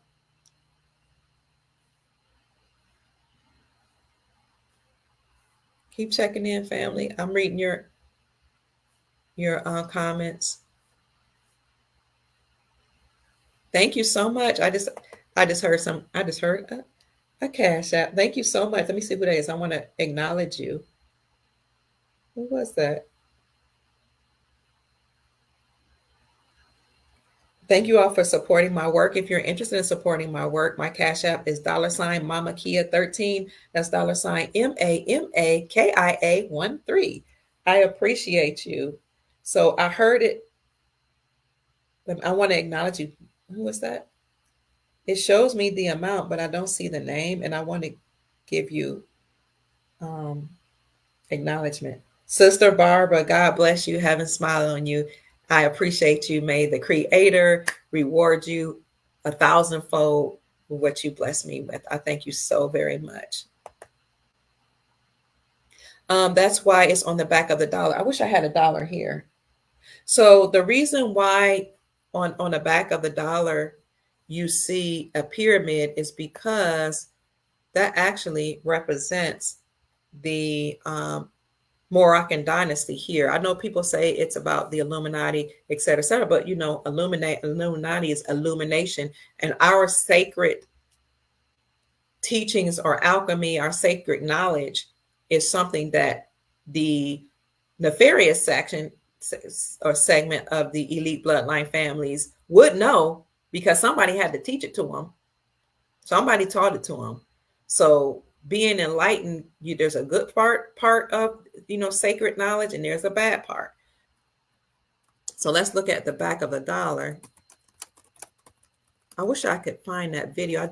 I had a video where a gentleman actually broke this down, and he talked about the dollar actually showing the United States Incorporated's empire and our empire on the same dollar. And when I find that video, we'll discuss it. But here is the dollar bill. This here represents the Moroccan Empire here in America. And our sacred knowledge and information. And this eagle here represents the United States Incorporated. Now, I'll get into that later, but I just wanted to bring that up because you have two dynasties running together, two governments running together. You have America, the Moroccan Empire, and the Republic, our lawful government on one side, and you have the United States Incorporated, which usurped authority from our empire on the other side. They have their own constitution, statutes, codes, policies, and policy enforcers, the police officers. And we have our constitution for the United States of America, for our republic. There's the nefarious constitution of the United States Incorporated for the constitution for America and our republic. Two different things, two different constitutions, two different republics, two different governments. We have sheriff's department. They have policy enforcers or police officers. The police departments all over the country right now are actually shutting down. And those police officers that remain are being and the duties are being transferred to the sheriff's office. These policy enforcers have to be retrained, and they will now enforce the constitutional laws and not policies, statutes, and codes of the Constitution and the corporation. You can look online. All over America, police officers, the police departments are shutting down, and the duties are being turned over to the sheriff department because the sheriff is the one who's supposed to enforce the laws according to our Constitution.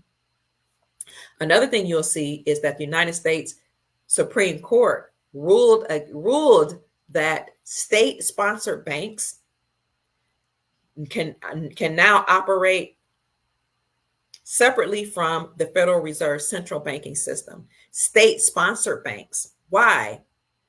Because according to our republic and according to what we established here, and you'll hear people say the Constitution was framed after the Iroquois people, right? Or they call it Iroquois, the Iroquois or Iroquois Confederacy, the Iroquois people. It was because the Iroquois people are the ones who, and then the Moors or the Aboriginal copper-colored people who had the Moroccan dynasty, we're the ones, or my ancestors, your ancestors are the ones. A lot of y'all that's here, your ancestors are Moroccan or from America, the copper-colored people here.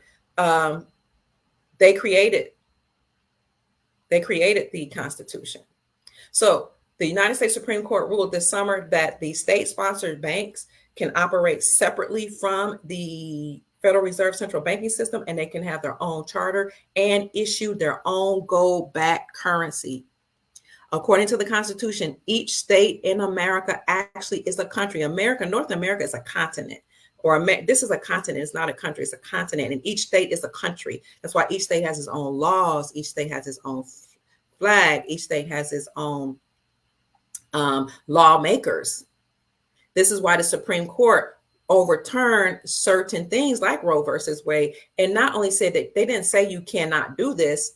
What they said was, now we're turning this back over to the states. The states will decide what's lawful.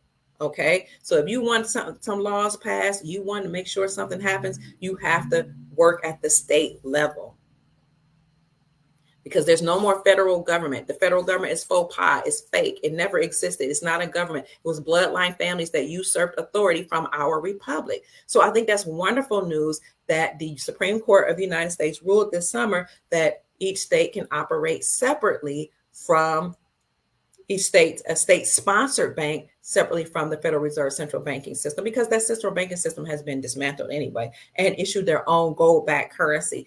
This should let us know that we're returning to the gold standard. And I've shown many times that now, and you can look it up, the what is it, Sound Money? What is the Sound Money Defense League? Is that what it's called? I think it's Sound Money Defense League. Let me look it up. Yes, Sound Money Defense League stated that over 45 states in America, more than 45 states in America, excuse me, family, have reclaimed silver and gold as money.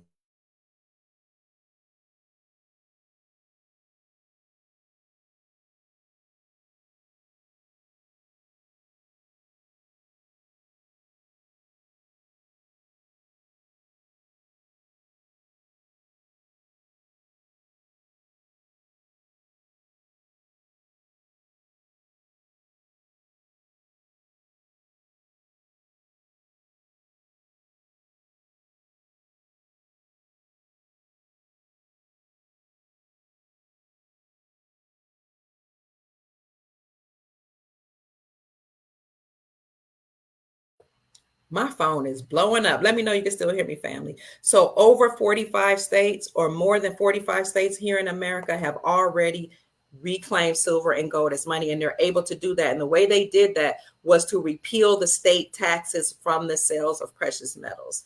I started reporting that years ago when it was only 13 states that had repealed the state taxes from the sales of precious metals. And in those states, you could actually use silver and gold to purchase local goods and services. A lot of people didn't know. And I like that they used the number 13 bloodlines, 13 colonies, 13 is actually a very sacred number. In fact, in ancient times, they used to say, let he that understands the meaning of 13 have peace, prosperity, and power. So research the number of 13. King's World published an article in February of 2023 that said the whole world is hurtling back to using gold as money. Let's see if I can find that article. You should just pop up when I would hear it. Yep, here it is. When I type it in, it would just pop up. Here's that article right here. Hit the like button, family, whether you're on Rumble or YouTube, or just put a comment in the comment section if you're on Facebook, Rumble, YouTube, Twitter, or in LinkedIn, or wherever you're checking in from. This article was published in 2020, February 16, 2023. The world is hurtling back towards money. The whole world is rushing back toward the world is hurtling back toward gold as money. So this is why you see Saudi Arabia accumulating gold. This is why China had accumulated lots of gold in 2022. This is why central banks started accumulating gold. Why? Because why did banks accumulate gold? Because according to Basel III compliancy that said, did you guys see that article that the world is hurtling back towards gold? According to Basel III, banks had to become Basel III compliant, and that means that banks had to recognize gold as a tier 1 asset, meaning they had to recognize gold as money now, not the dollar. So we could see that the dollar was being dismantled behind the scenes, and we were returning to the gold standard, or the use of gold as money. The world is hurtling toward gold as money. Here it talks about how Russia and Asia, their allies, embrace gold backing for currencies. They said it was poorly misunderstood in Western capital markets, but that's what the article states. No, we didn't underestimate or misunderstand or poorly understand gold. The article states that behind the scenes, states were repealing the state sales taxes from the sales of precious metals. Now, I've been saying that's how you know we've been preparing for gold. The states were working behind the scenes. When you remove the state sales tax from precious metals, you are saying precious metals like gold and silver are no longer a commodity. They're not a collector's item like trading cards. They're not like artifacts. Now what they were saying is gold has to be used as money. Again, repealing or removing the state sales tax from the sales of precious metals is now stating that you cannot treat gold and silver as a commodity, but you have to treat it as gold. They were aligning themselves with Basel III compliancy that said that banks had to recognize gold as a tier 1 asset. But what's the second part of Basel III compliancy, Dr. Pruitt? I'm glad you asked that. Not only now have banks had to recognize gold as a tier 1 asset, but banks had to prepare to receive tier 2 assets, foreign investments, i.e. foreign currencies, Iraqi dinar, Venezuelan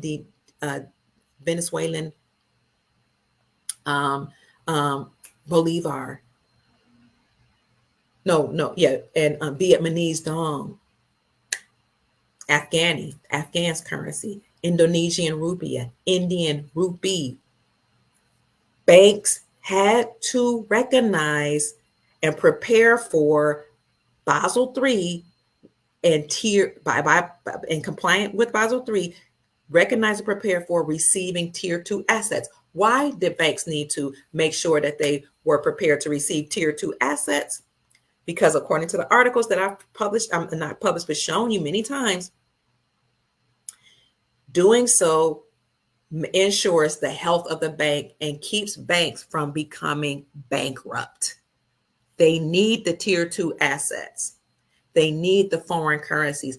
Worldwide banks met to make sure that they were ready to receive tier 2 assets. Okay, that occurred. So Basel III compliancy meant they had to recognize gold as a tier 1 asset. They had to be prepared. Banks had to prepare to receive tier 2 assets, which is foreign investments, foreign currencies. They had to now become transparent, and they could no longer trade your money that you deposit into the banks. All of that's Basel III compliancy. If they did not comply with this new rule, then banks had to dismantle. And that's one of the major reasons you see banks closing all across the globe, but especially here in America. That's it. That's why. So that takes me back to 45 states, more than 45 states have reclaimed silver and gold as money. They're preparing. We've already won. So no matter what they try to do with the elections, they have to eventually put Donald Trump in, even if, they try to steal it, but he's going to win it. He's the last trumpet in Zion. He's the last president, because then he has to be the last president, because then you're going to return back to the original dynasty, back to the restoring the republic, back to the Constitution that we already had here. And then we, the people in America, will decide how we're going to run things. We'll have lawful elections 120 days, they say, after Nassar is announced. So let's see what happens after today. Will we indeed declare a verbal declaration of martial law, like the gentleman said on CNN Fox News that I showed you earlier in the podcast? We'll see. Will there be an emergency broadcast system announcement? We've been told so. Will we have 3 to 10 days of information coming out on the news where we'll actually see live hangings? I was like, will we really have a live hanging? Well, this one will. They say this revolution will be televised. We actually see them do something to one of the. Was it Hussein? Who was it that they actually executed online? Gaddafi, somebody they executed online. We got to see it. Will we actually see this first hanging? Is that why they have gallows at the White House? I don't know. Antoine says gold is worthless. Copper is infinite energy. Source is quartz. Okay. The military is in control. Marlene says, hello from Colorado, everybody. Trump 2024. Thank you, Billie Jean. Billie Jean is not my lover.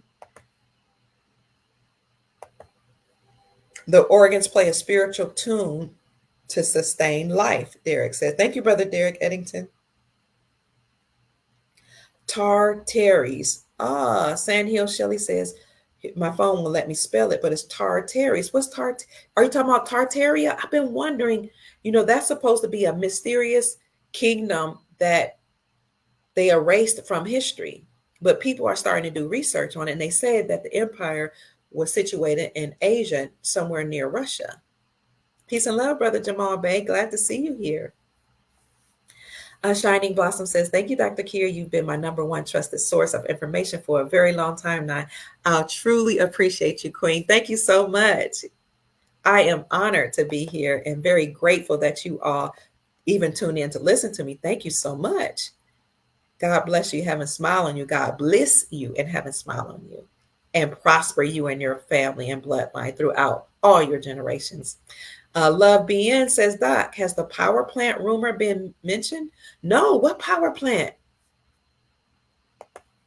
Power plant. Where? Is there something about a power plant in the news?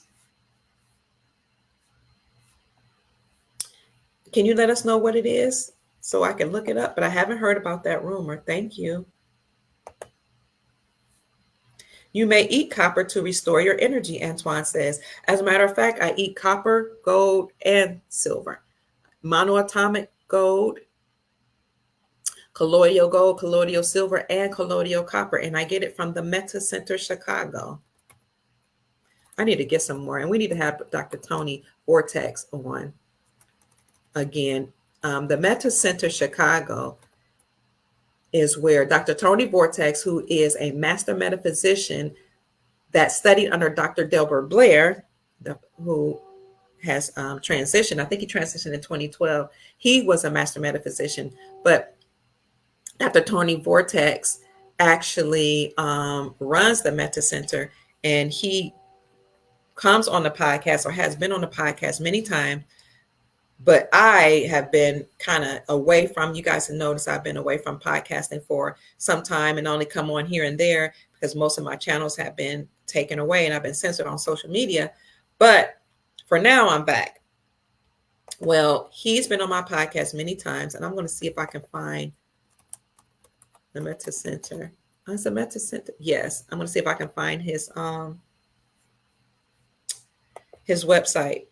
This is where I get my colloidal silver, colloidal copper, colloidal gold, and my copper, my monoatomics. So I looked it up on Bing, and it's gave me this long website. Let me look it up on Google. If you go to the Meta Center Chicago, you can get your colloidals and monoatomic gold and silver. It's metacenterchicago.com. You can get herbs, seeds, organic seeds, by the way. I don't know why they won't let me go in this.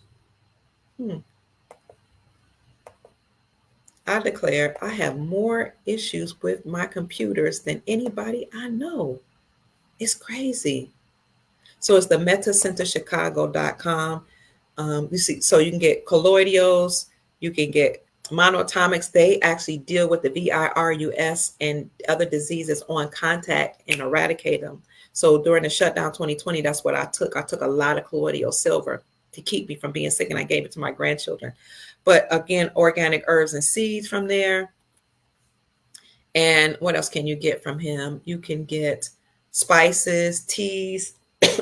He has programs. He has coaching there, all type of things. But when you check out, when you go to the checkout, if you put DRKIA 2024, that's Dr. Kia, DRKIA 2024 in the checkout, then you'll get a discount, 11% discount. And he gave me, yes, he gave me an opportunity to go from 1% to 11%. I said I'm going to give him the max discount. So 11% discount is what you get on any products that you get from the Meta Center. We've also done many podcasts together because he breaks down the metaphysical meanings of what's going on geopolitically and financially in the world. And that's why I've aligned myself with him. Aside from him being a master metaphysician, he's just a superhuman being. He's wonderful. He loves humanity. He's a humanitarian. He is a philanthropist. He looks very young. If you look at him, he looks like he's in his 20s. The man is over 40. I think he's like in his mid 40s.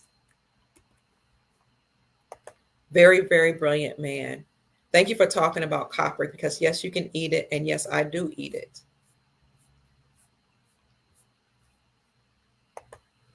This is his website. Ooh, it's a long one. Just do metacenterchicago.com. It'll come up, the main page. And at the checkout, put DRKIA 2024. You'll see lots of different things that he has here. Again, I hope you can see this. Diodes, which protects you from different frequencies, monoatomics, fashion. He got all kind of counseling services, consulting services, wellness training, light and sound therapy, a bioanalyzer that can detect what's going on in your body. He has, he can forecast or different things about your business and help you create things relating to your business plan. What else did he talks about? Astrology, if you're into that. He has trainings in psychic ability, superhuman strength. Some people they have a palm ministry where they do palm readings only for those people who really are into that. He has astrological bundles. He does extensive research. He is a minister. He is an herbalist. He's a master metaphysician. He's an engineer. He's a scientist. The man is a freaking genius. He has, again, seeds, teas, all organic seeds, herbs, and all type of deals. But again, if you go to the website and at the checkout put in DRKIA 2024, you can receive an 11% discount on the things that he offers. Thank you for bringing up that again, Copper. Love from California. Hi, Sister Cheryl Watkins. God bless you. Much love to you too, Julie. Julie Davis. 13 is from us.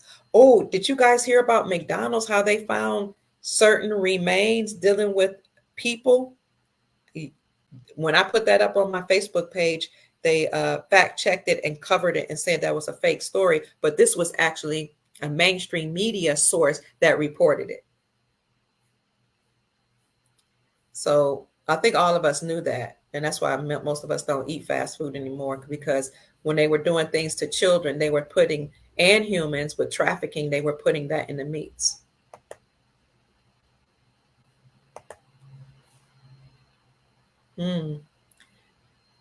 Flynn showed it from the side parking lot view. What, the hanging gallows or what?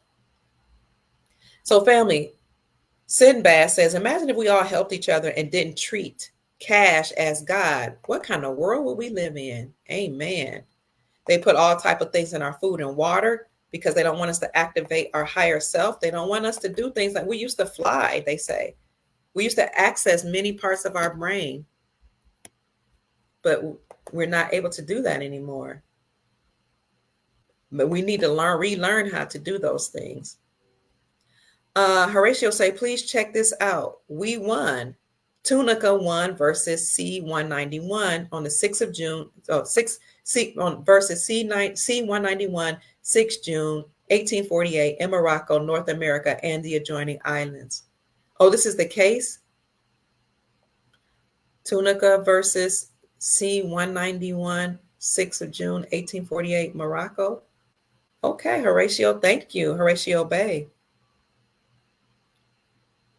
She definitely won her case against the United States Incorporated, the Washita Empress. Allegedly, she has a great-granddaughter who's still alive, who's in hiding right now. See if I can find it. I don't know if it's on my page. I had it on my page. Let me stop sharing that. Keep checking in, family. I appreciate you for staying with me, family. I mean, it's election day. I really don't have much to do.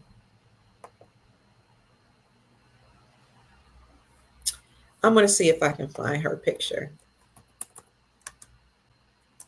I'll put Washita Empress. This isn't the Empress. This is her granddaughter or great-granddaughter I'm looking up. Yep, I got her. I'll put her on my page. Hold on. She's very pretty.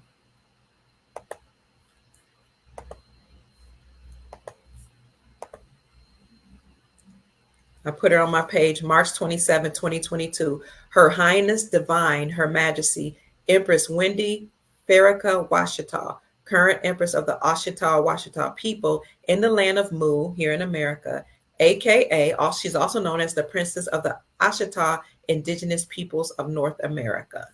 This is her. She's either I think she's the great-granddaughter or great-great-granddaughter of Empress Verdi Icy L. Turner Bay, who took the United States Incorporated to court, to the World Court, and won her case, stating that these bloodline families had stolen land from the Ashita and Aboriginal copper-colored people here in America. Also stating that the Louisiana purchase was actually a Louisiana theft. She brought the allodial title and she won $85 quadrillion. Dr. Kia had her information on her old channel. And Dr. Kia, do you know how to get in contact with the Washita people?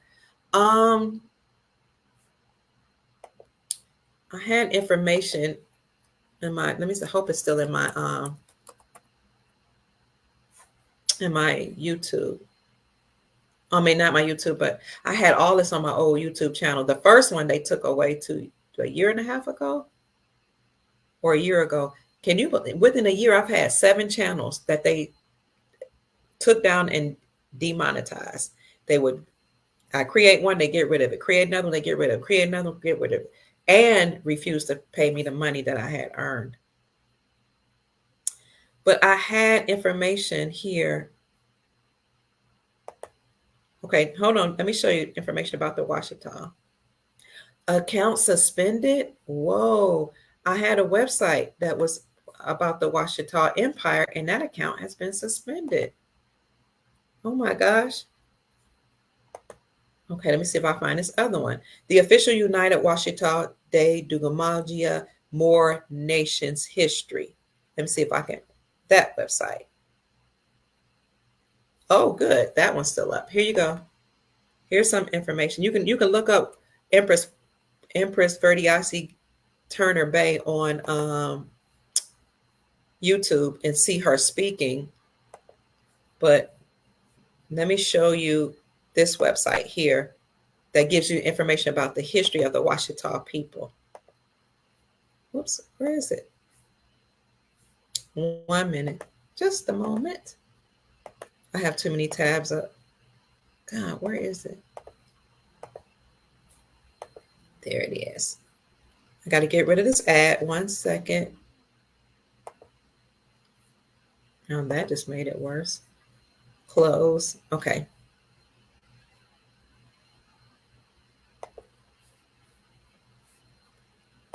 Here you go, family.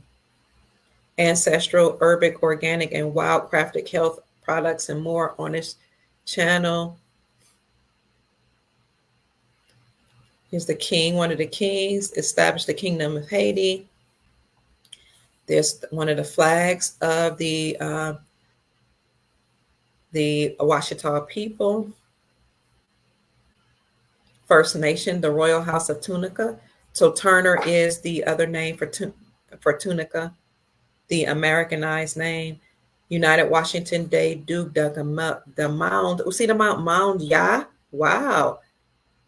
Duke the Mound Ya. See the word mound in here? We have lots of mounds and pyramids still here this day in America. In fact, I just saw a video of Nevada that shows all these pyramids that are hidden under the sand. And you have mounds all over America, more mounds and pyramids in America than in anywhere in the world. The Washita Sagamores of the First Nation, the Royal House of Tunica here. And it talks about the Washita, Eye of Hero, Light of Revealers, the Wichita. I guess these are all the known names. Mandingo, Egyptian, Nubians. Those are the Ethiopians. Al-Nube, East African, Dinka people that largely dwell in Egypt and Sudan, Kush region. They were the ancient Egyptians, Cometians, Tamirian. There's that word. Remember I said I'm trying to figure out what I call them? Tartarians. Oh, that's Tarmarian. Okay. People. So Amun Ra. So I have looked at this, but it's been years ago. I'll put that in the description section for you. They talked about Prophet Noble Drew Ali and give information and history about the people. There are many tabs you can go to, or used to be able to go. Yeah, see here more. When you scroll down to more at the top, they give you more information. There used to also be a 1-800 number you could call, but I'll have to put that in the description section of my video. They had dismantled that or disenabled that section of YouTube. I couldn't even put anything in the description section, but now I can do that for you. So now this channel is monetized. I don't know if they allow me to actually have money because they took money from me before, but I'm going to put that in the description section for you. If you go to www.dralimelbey, www.dralimelbey.com/the official United Washita Day Duke the Mound Ya More Nation History.html. But I'll put that in the description section for you all so you can learn more about the Washita people. Anthony Hood. Hi, Brother Anthony. You've been a supporter and my brother for a long time. I love you. Thank you so much. He says he lived down the street from me in my town of Mount Clemens, Michigan. Wow. Awesome. AMK says stay out of the woods at night. Yes, please do, because they're getting rid of those entities and those hybrid, animal, human, extraterrestrial hybrids that these beings created. They're hiding in the woods and in the forest and underground. And they're now, the military is like exploding those areas, and they may try to come out or at least scatter themselves in the woods. So stay out of them. We are Creeks and Cherokee and white. AMK says, thank you for sharing that. No matter what they try to do, Horatio says they cannot stop the truth. AMK says that's where Bigfoot comes from. My husband, 25 years ago, in the field behind our house, saw a werewolf type of being. 6 years ago, my granddaughter saw the same thing at the edge of our yard. They live, they are real, excuse me. CD City says, Barbara, I've been following Dr. Ray Hagins for about 10 years. He's definitely helped liberate me. He is a personal friend of mine. I've tried to call him a couple weeks ago. I need to check on him because I heard he's not well. He's ill. He's okay, but he's going through health some type of treatments right now. I actually spent time with him when I was traveling. I think I was traveling. Where was I traveling through? I think I was traveling through the South. I was on my way to the West Coast and spent time with him. He spent time with me and my children. And then I visited my sister also in Georgia when she lived in Georgia, and he came and spent time with my family. So wonderful human being. I love Dr. Ray Hagins. He's an awesome gentleman. He has awakened a lot of people to let us know that, we're not enslaved. We're not slave. If a lot of us, we've been enslaved financially and in our minds, but we can break from those shackles. A lot of slavery happens by choice because when you it's called tacit agreement. When you agree to certain regimes, when you agree to certain laws, when you agree, oftentimes we agree under duress or by force or trickery, then we are participating in our own enslavement. When we agreed to racism, then we participated in enslavement because we became easily controlled now and easily controllable by hating our own brothers and sisters and our own family members just because our skin color was different. That's enslavement. When you allow somebody to control your mind, when you participate in programming by watching TV programs and ingesting that as truth and allowing that to harvest your energy and making you angry and upset or scared or whatever, they were harnessing our energy. That's why they call television programs programming our mind. We have to stop participating in our own enslavement and break free from that. And that's what we're doing here right now today by sharing information. Sister Serena, I think it's the Sister Serena says Tartaria was an old world fairs. I have pictures on old postcards of Tartaria. Old world fairs, old world. Yeah, and I heard that it's been like they try to erase it from history. Thank you. AMK says, I am white with the Indian bloodline. My grandparents were poor Indian. Wow. Thank you for sharing that with us. Like we're all interrelated now, right? We all have mixed, whether you are the Indians that came from Asia that crossed the Bering Strait, trying to, flee all the wars that were going over there. Those are the ones that they call Native Americans, the one that are Mongoloid. They look Asian because many of them did come from Asian. They call Native American, Native meaning you come from somewhere else, whether you're from that bloodline or you're from the Aboriginal copper-colored bloodline, the people that were already here that mixed with the so-called Native Americans who are actually on reservations reserving and preserving the land. And they're preserving a lot of our original languages, our culture, all of that. So when the dynasty is returned back over to the original dynasty and back to the chiefs on the land and the restored republic, then the land will be set free and we'll be able to enjoy it and roam freely, all of us across the land. Thank you, AMK. So white and black are actually statuses in law. When Africans come over here, their status is white. When Indians come over here, their status is white. When any Saudi Arabians and Middle Easterners come over here, their status is white. They don't identify with black because they know that black and white are not ethnicities. They're not nationalities. We didn't know that.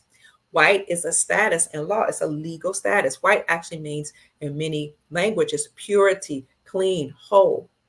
White was the status of the Aboriginal copper-colored people here first because we inhabited the land here first. So the original people had white status, the people that came from Europe and other places that were indentured servants and became slaves to the Moors that came over here and brought them here.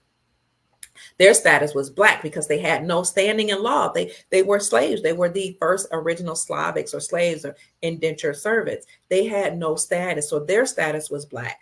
Well, the deep state switched that on us and gave the status of white to our European brothers and sisters.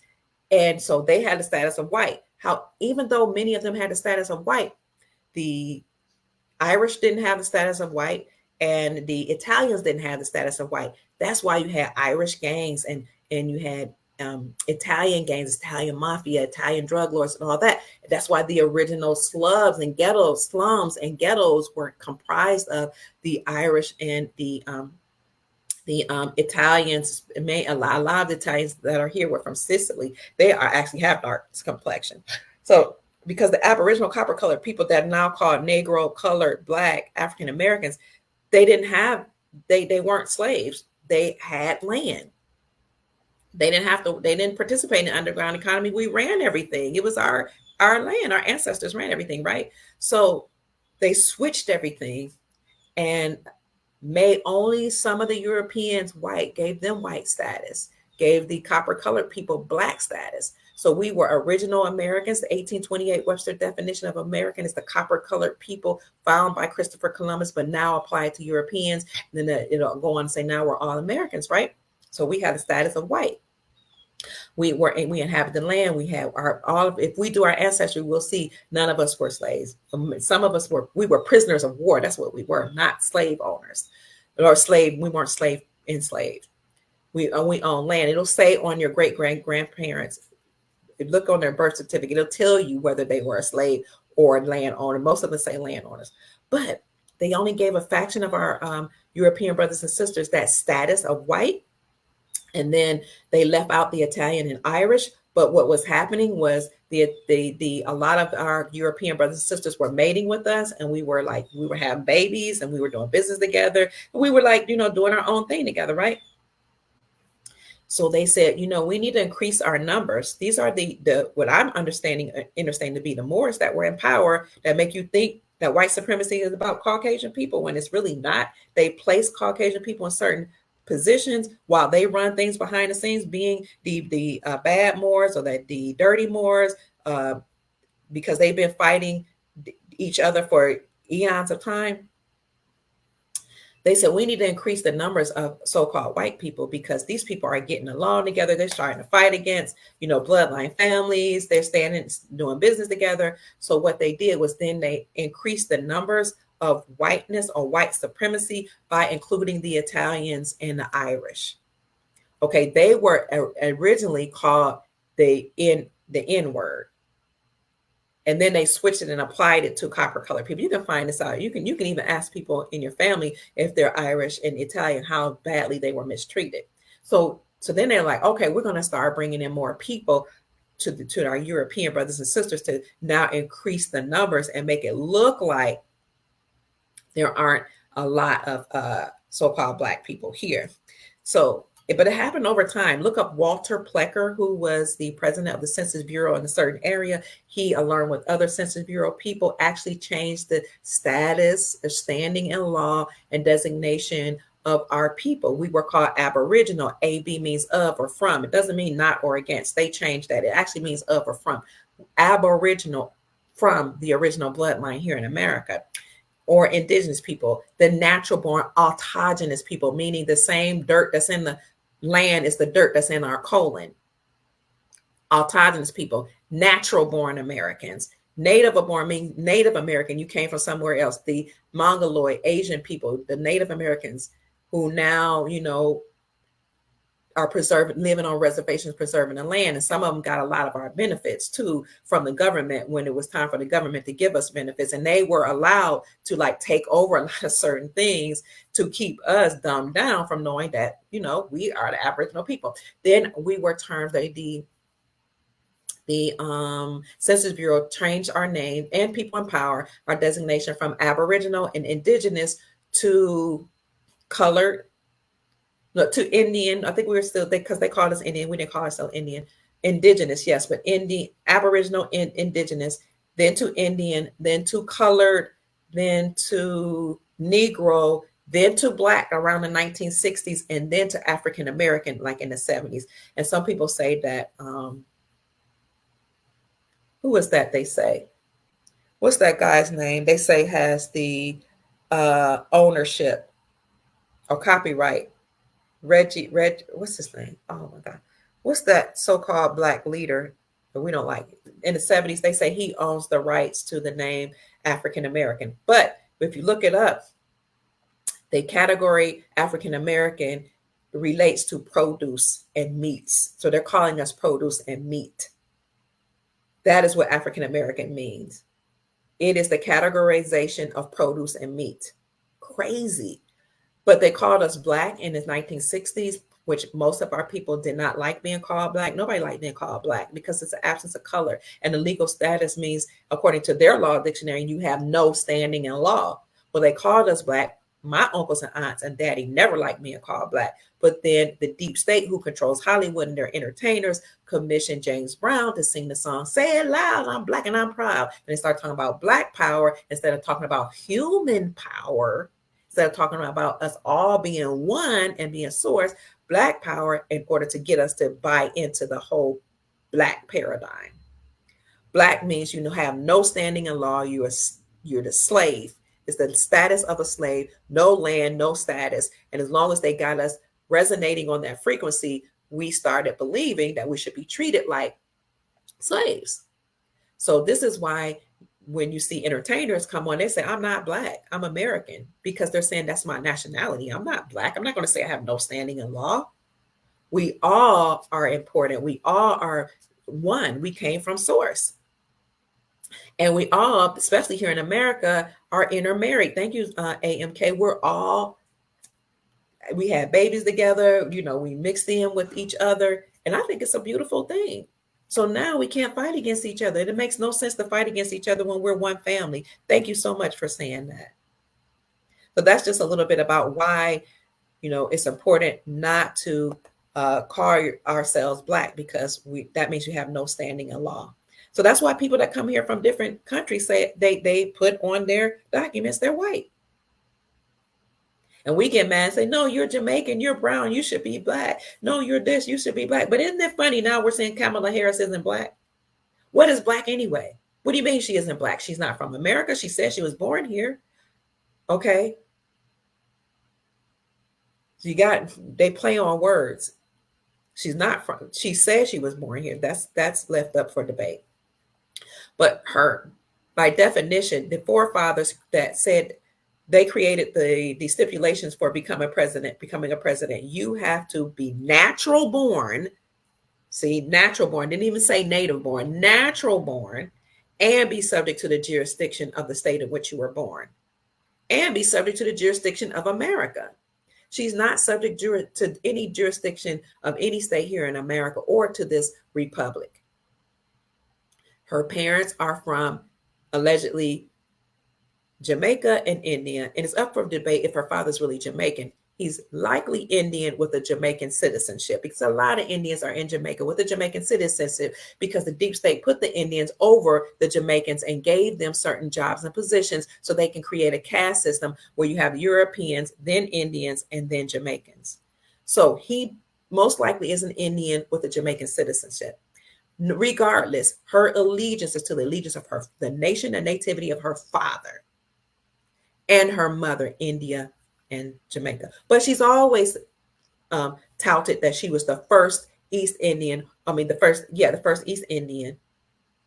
to serve in Congress. So she was Indian all up until the point where she wanted to be president. And now all of a sudden she's African American or black heritage, black blood, whatever that means, which she's not. But it doesn't matter if she was from America or had so-called native blood here from these Americas, or she's not lawfully able to serve because she wasn't natural born here. And she's not subject to anything in America. It's not just about proximity, it's about allegiance. You can fact check me, look up John Eastman, who is a constitutional law expert from California, and he actually was over a department in the university in California. He has since retired since Trump was the president. John Eastman says the same thing. She's not lawfully able to serve. She's not black, whatever that means. She's not from America. That's what's important to me. I don't care if you're black, white, Indian, whatever. You're not natural born. And even if you were natural born here in America, you don't have an allegiance to none of us Americans. I'm talking about we the people. We don't care about skin complexion. But at some point, as Divine Hazel says, all people all over the planet will become crystalline. And that's what the Bible, when it talks about translation of people, in a moment of the twinkling of an eye, we shall all be changed.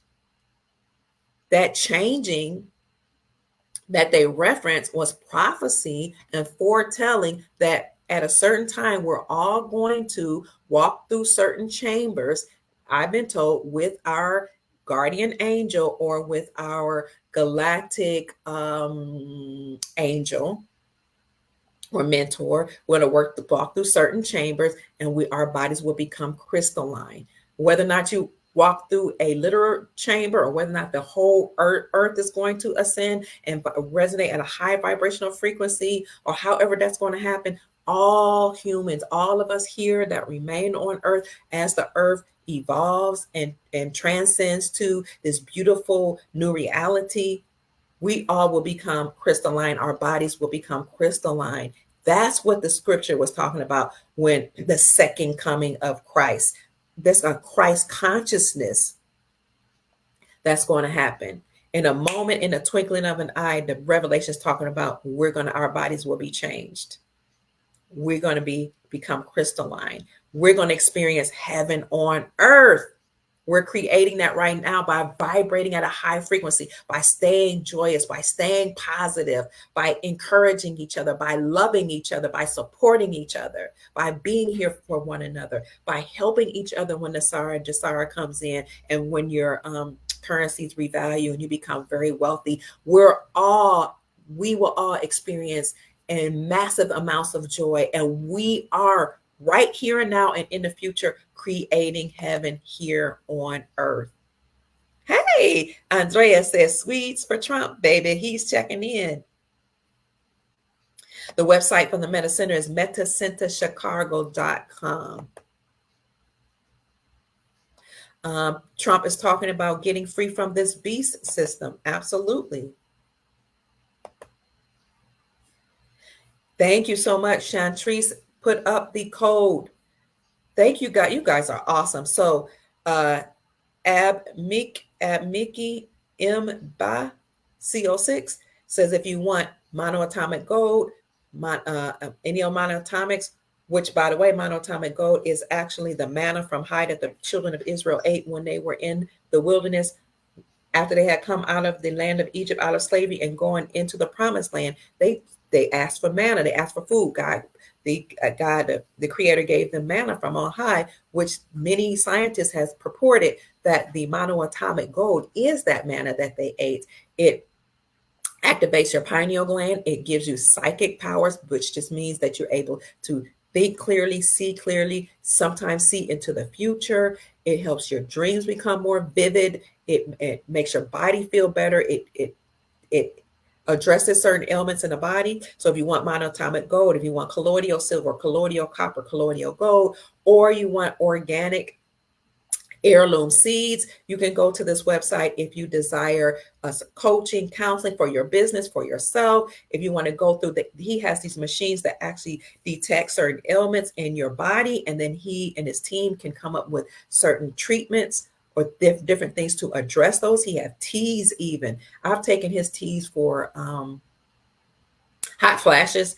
I've taken his teas to help me sleep better. I've taken teas to address certain things. He has this wonderful honey that is lavender infused that helped me to sleep and just made my nerves completely calm. What I call nerves, but my body calm. He has all types of things, and even clothes, certain fashion that he has and jewelry that he has. And you can do consultations with Dr. Tony Vortex, who's a master metaphysician, an engineer, a scientist, and he has different, not degrees, but certifications in ministry. He's been doing this for many, many years. He studied under the master metaphysician, Dr. Delbert Blair, who foretold about the earth. Remember, he talked about the earth ascending. He talked about the planet going through a change. He talked about us receiving crystalline bodies. He introduced diodes. He introduced all these things about which I'm speaking in the 1980s and 90s. He actually met with different galactic beings. He met with people who actually cleaned water and presented and sold clean water, one of which was a female friend that the deep state took out. They poisoned her. They poisoned his wife. They poisoned him many times. He lived through it. But in 2012, he did ascend, Dr. Delbert Blair. He talked about this, that we were going to have a new earth, a new planet. I don't know if you guys remember that. All the things we're talking about, entering the age of Aquarius, the earth going through a change, that we're talking 5D, going into 5 dimensions. He talked about this in the 80s and 90s, and maybe even before that. I actually had the esteemed pleasure of speaking with him on the phone. I never met him in person, and ordered from him in like 2009. And then I reached out to Dr. Tony Vortex a couple of years ago, and he had been coming on my show. So if you want to order any of the things from which, about which I'm speaking, go to metacenterchicago.com. Thank you, at Mickey BA606 for putting up this website. Here it is, right here. We'll put it in the description section. And then at the checkout, here's my discount code. Thank you, Sister Chantrice Clark. Is DRKIA 2024. That's Dr. Kia 2024 to receive 11% discount. And I gave you the most discount that I could. We all love Dr. Ray Hagan's. All praises and thanks to my sister AMK, or a brother. I don't know if your brother. I think your sister. She says, I am white with Indian bloodline. Her grandparents were Indians. Tartaria is on. We're talking about that again. Your family members, AMK, were on the Trail of Tears. Wow. So divine love and peace and blessings to you all. Melanated one says, I appreciate you, Dr. Kia Pruitt. I appreciate your insight. Looking at the website you gave, Real Raw News, hope this is legit. It's informative, specifically this, white hats in arrest. So Real Raw News, I believe that's an independent journalist source, but if you tell me what article I was talking about, I will find a mainstream media source to support my claim, because now mainstream media is talking about a lot of the subjects about which we're speaking right now. Pennsylvania newsman for electoral crimes. Oh. There are 3 of them have robots now, one in Denver. 3 what have robots, dear? Oh, there were torpedoes in the Pentagon from the side view. Oh, wow. Demetrius Bay, hello, brother. Greetings, Noble. Says, look up Rabbi Finkelstein. He speaks on what meat feeds the people according to those fast food that are in, what meats are in those fast food restaurants like the Golden Arches. Thank you, Demetrius Bay. Look up Rabbi Finkelstein, everybody. Oh, Sue Maddie says, when I was a child, I used to open up my arms and fly. Woo wee! That brings me so much joy. We actually have that ability. I used to levitate all the time as a child and a teenager. And it became so normal. I thought that people just did that. And I remember running down the steps to tell my mom, I was laying on my bed and all of a sudden I just levitated. I just went up in the air. And I don't know how that happened. Like it would just happen. And I didn't necessarily control it. We also used to transport our bodies, is it called transportation? I think it is. When you could go from one place to the other, just your whole body moves. My grandson tells me he does it. He will come and tell me, Granny, I just transported from this place to that place. I'm like, really? Like, what happened? You went through the wall? He said, I didn't have to open the door. I just transported. His name is Amin Ra, by the way. He saw his mother in a dream when he was in the womb. He met his mom in a dream and said, my name is Amin Ra. I've come to save my people. And he's a vegan by choice. First of all, my mom, she didn't eat meat when she gave birth to him, and sometimes she eats meat, but he's 7 now, he says, I don't eat meat. I don't eat meat products. I won't eat sugar. Every now and then he just eat a little bit. He reads the ingredients. He skipped a couple grades in school. He's just brilliant. But Amirah tells me that he transports his body. That's so awesome, Sister Sue Maddie. That's so beautiful. There's a woman by the name of Dr. Jewel Pukra. I think her name is Pukram. She says that we have so many parts of our brains that we haven't activated yet. And when we reconnect to that ability, we'll be flying like you do, Sister Sue. And in fact, these beings that seated us here in on the planet, they've done certain things to put a cap on our DNA so that we won't live long, so that we can't regrow our limbs like we used to regrow our teeth, so that we have a hard time ascending. And they forced us to do loops so that, and they say the moon is a soul harvesting, I don't want to call it a planet or a thing, that, and that's why the DreamWorks logo is a little boy sitting on the moon with a fishing rod, that fishing for souls, because they take our soul and they reincarnate us and force us to keep reliving lives here, and instead of transcending and going up to raising and ascending to higher dimensions. But that's been halted. We'll now be able to do those things again, like fly, like live longer, like regrow our limbs, regrow our teeth. And the precursor to that is the med beds that are coming out now. Thank you, Horatio. Yes, yes, our forefathers, the Aboriginal copper colored people, were from America, not Africa. Thank you, Sister Cheryl. Serena says there are beautiful Tartarian buildings. My old postcards of the old world fairs in America show that. Thank you. Sister Barbara says Dr. Ray Hagins is helping people get rid of this beast system by helping us to break the chains from our minds. Andreas, hi, it's good to see you again. Sag Anan, SG Anan, and the Sussy guy says that the galleys in front of the White House was CGI. Oh, they say that the gallows in front of the White House were CGI or computer generated imagery. Thank you. I don't know anything about the power plants. Read my comment. Thank you, Andreas. What's that? So I'm getting messages. It must be time to go. Barbara says, I'm not going to say it anymore, and he's only charging $75. I'm not sure what you're talking about. You must be talking to someone in the chat.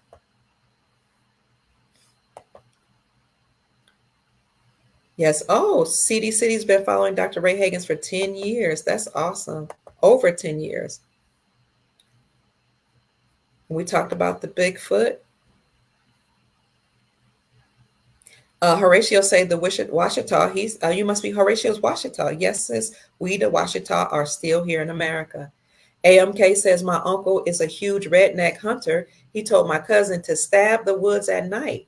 She used to sneak out and walk around her friend. He told her, you do not realize what's out there. Right. The hunters would know. A lot of our redneck brothers and sisters, the patriots, you know, that they were trying to tell us we need our second right amendments, gun up. They also taught us how to prepare by storing food and having, supplies on hand. And we have come to realize that the Confederate flag is not an evil flag. You know, we've been brainwashed and conditioned to just hate everybody. But the Confederate flag was actually our flag, the Aboriginal, what they say Aboriginal people or copper colored people had a Confederate flag. I'm not sure what it represents, but it's not about slavery or hating the Aboriginal people.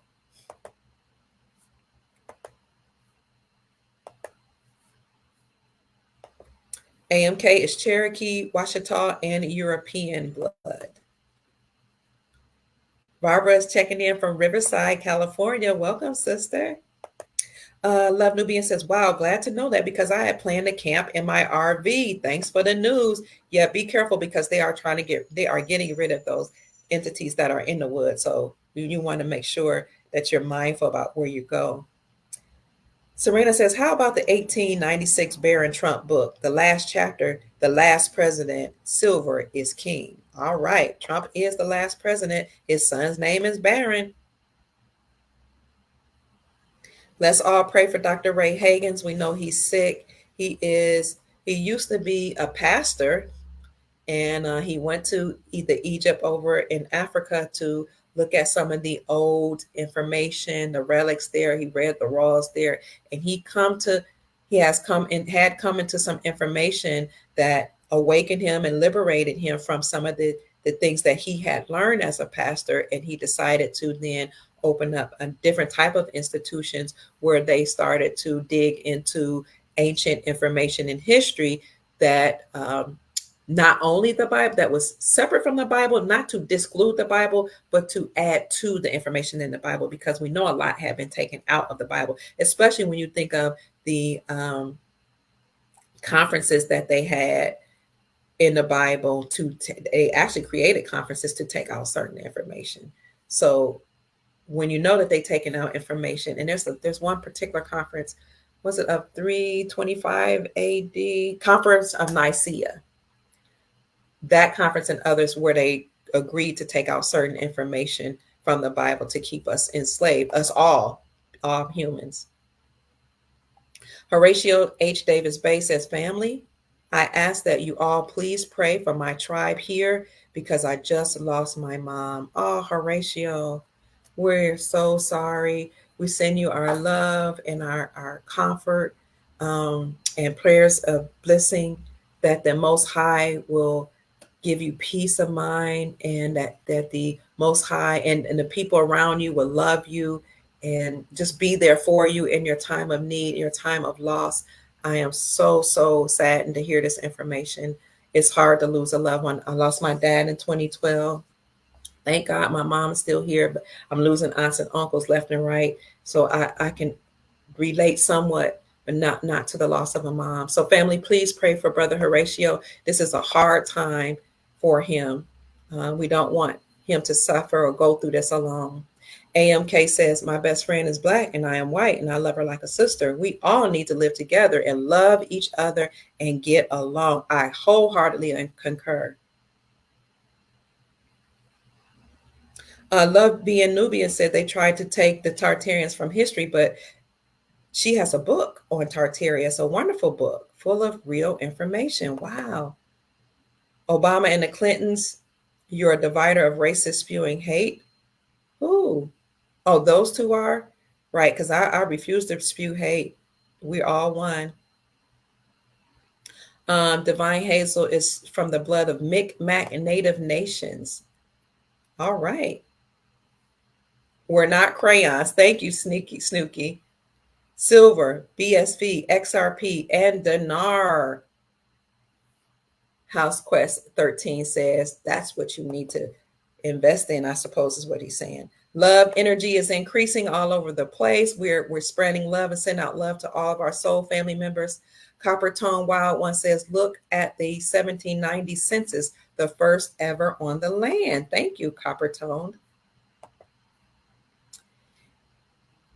Copper Tone says, I'll tell you if your people are slaves or not, and guarantee 97% of copper colored people are from right here in America and not anywhere else. That's the truth. I love you, Frank75. Thank you for being here.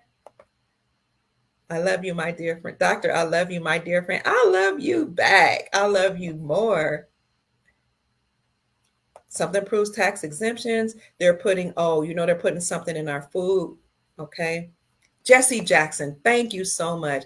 Jesse Jackson is who I heard owns the rights to the name African American. I heard he was commissioned in the 1970s to give the copper colored races in America a name or designation after we were given the name Black in the 1960s. And in the 1970s, they came up with African American, that two saying we came from two continents, which is not true. They keep saying we came from Africa. Now we're here in America, and they make us think that we're not from here, but we are.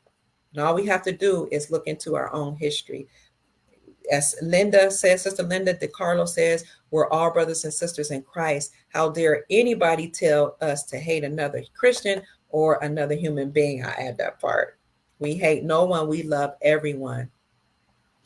Michael says, like the blood types A, B, O, the aboriginals, organic original people from the inhabitants' environment. ABO, abo as an aboriginal. AB bloodline, right? O bloodline. Thank you so much for saying that. Serena says she'll send pics of the old world fairs. Yes.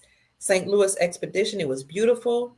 That we had some Titanium buildings And there are buildings in Charleston, South Carolina that look like Tartaria. And she's bringing that up because I said I'm interested in Tartaria, which they say was situated in Asia near Russia. You know, Vladimir Putin is from that area. And I'm saying he has some relationship with America. He keeps trying to awaken the copper colored people here. And he, opened up the vaults that showed that, the original depictions of Jesus was brown and the disciples were brown. And he's like, y'all need to wake up, and it's something that they were talking about. I think we were talking about that this summer. So I'm like, I'm really interested in Tartaria, and I'm starting to do research. And then I'm hearing that Tartaria might have even included America. So, we heard of the Moroccan Empire, and I want to know where Tartaria is and what was that about. And all this information, family, is going to come out once Trump becomes the president. Well, he is still the commander-in-chief, but when he comes back. Candace has been going in on Kamala Harris. Many people are saying she's actually a man named Kamal Arush. Yes, from Pakistan. Absolutely. And there was a person that goes by the name of Patrick Kennedy that said that in 2018 publicly. Well, he did it on his Twitter account. It was either Twitter or Instagram. I think it was his Twitter account. So yes, they're saying that's Kamal Arush from Pakistan. Isn't that interesting? Thank you, Sister Sue Maddie. Crazy. These people are not from here. These leaders that they put in front of us are not from America.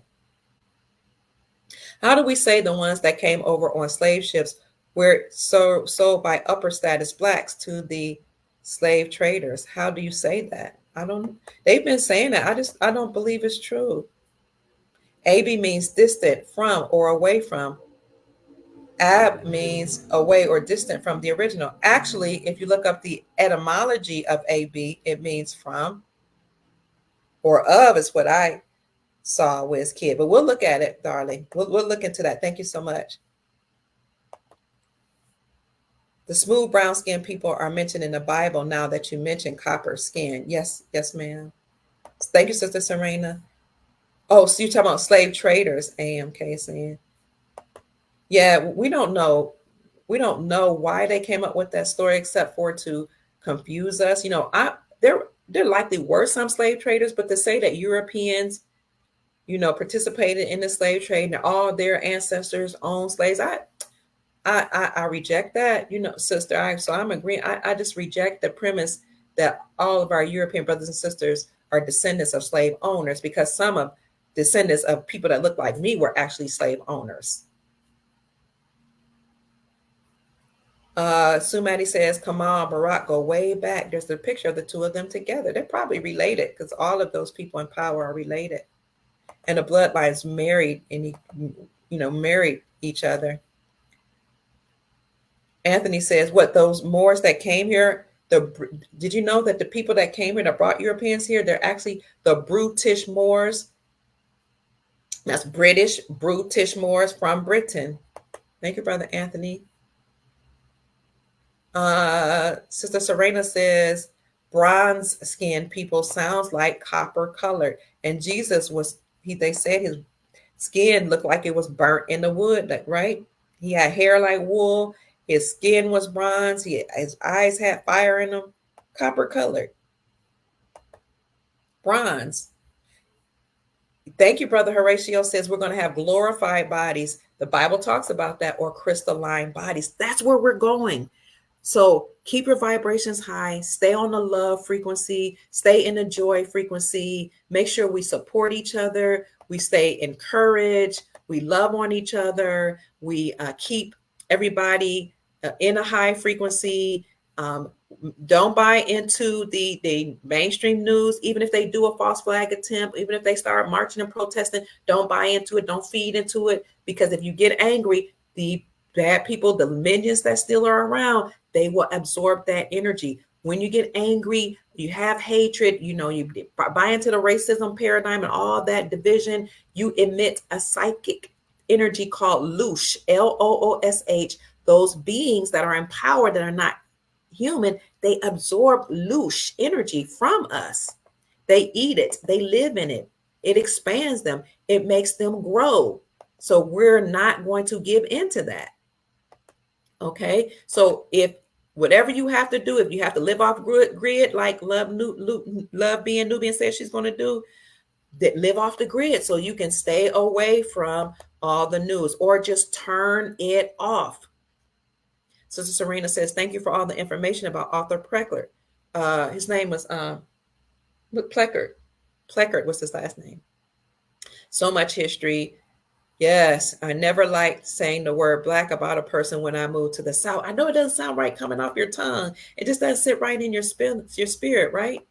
Whatever it has to do, family, keep your vibrations high because we're going into a new reality.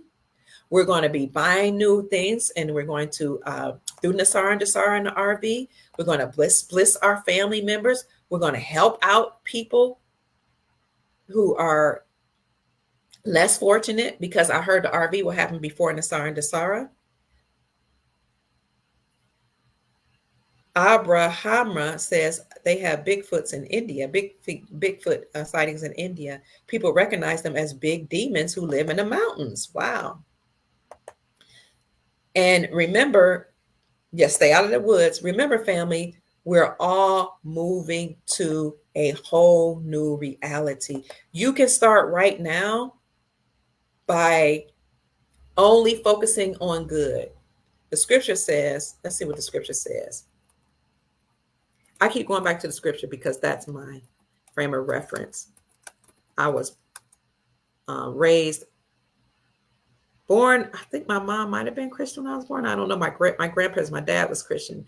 But then my mom studied a lot of religions. I studied under the Nation of Islam as a Muslim. That's where I learned to eat clean. I never ate pork in my life because of that. Then we studied with the Hebrew Israelites, not the Hebrew Israelites, but we realized we were Hebrew, and we started making sure we expanded upon eating clean and celebrating the Hebrew holy days and all of that. And then we became Hebrew Pentecostal, which means that we recognize the Christ or the Messiah, which now I believe we all ascended to Christ consciousness. But yet we also keep the Hebrew holy days. But the scripture says, whatsoever things, let's look at those scriptures. Philippians 4:8. Finally, my brethren, whatsoever things are true, whatsoever things are honest, whatsoever things are just, whatsoever things are pure, whatsoever things are lovely, whatsoever things are of good report, if there be any virtue, if there be any praise, think on these things. So only think on the things that are pure, true, just, lovely, honest, and of a good report. And that, my darlings, is what will raise your vibrational frequencies. That is what will keep you in a joyous frame of reference. That is what will keep you vibrating on a high vibrational frequencies, such that people all around you will catch on to those frequencies and also become joyous, happy, peaceful, loving human beings. So that's all I wanted to say, family. I see that you're still talking about information that we covered in the podcast. I want to answer some of your questions, and then we're going to check out of here. Love Being Nubian says, Doc, go back and look at your video. You made that statement about the dinar, and the sign would be one of the power plants being destroyed. Oh, that's how we know. Okay, so thank you for jarring my memory. Thank you, Love Being Nubian. So what happened was, years ago, before Donald Trump became president, Prophet Kim Clement, K-I-M Clement, I don't know if it's K-L-E-M-E-N-T or C-L-E-M-E-N-T. They spell it both ways. Prophet Kim Clement said that Donald Trump will become president, and he will be the last trumpet. He will be the one that will take down evil people. He is a prophet that a lot of people follow, and a lot of people that are in the Patriot community or Awakened community follow. He said that Donald Trump will become president, and he also prophesied that a currency, the Iraqi dinar, would make a lot of people rich. One of the prophecies that he said, which we just saw come into fruition, is that which country? Netanyahu. Who's Netanyahu? When Israel say that they're going to bomb Iran's nuclear power plant, even if it's just a symbolic bombing, when Israel say that they're going to bomb Iran's nuclear power plant, that is when the Iraqi dinar will revalue and a lot of people will become rich. That was the prophecy. Well, not long ago, Netanyahu came on CNN News and talked about blowing up Iran's nuclear power plant. If indeed the prophecy is true that Prophet Clem gave years ago, then we know the Iraqi dinar is about to revalue. That was the prophecy. Thank you for bringing it to my fruition. I mean, my memory jar, my memory. So let me see if I can find that Netanyahu said. Let's see, I just put Israel. And by the way, you all know that the World Court said that Israel has to is no longer a lawful. It is an illegal, unlawful nation state, and they had to dismantle. So because the British Crown and the Pope actually gave the Rothschild family, that bloodline family, Israel in that area of Pakistan, that land, and said that the Jews needed to have a place to inhabit and a place to live. So again, the Pope and the British Crown gave the Rothschild family that part of land in the Pakistan region called Israel, and it was considered a nation state, but the World Court ruled that they are not a lawful nation state and they had to disband. And that was good because the Rothschild bloodline is not the original Hebrew people. Okay, the original, and that's why the Bible says, I know those that say that they're Jews that are not, but they are the synagogue of Satan. These people have been doing this for a long time, masquerading as the original Hebrews.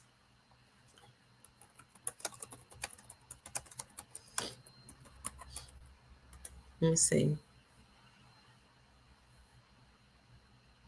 Iran filed. Oh, and Iran said they're going to retaliate against Israel.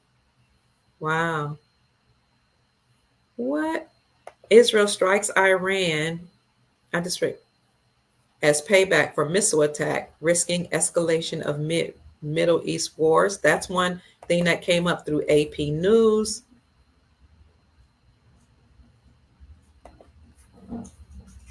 So you can see that. And speaking of the Iraqi dinar, you know that President Trump said we had, did he say 32 billion? He said a certain amount, billions of dinar in our bank accounts now. Let me show you.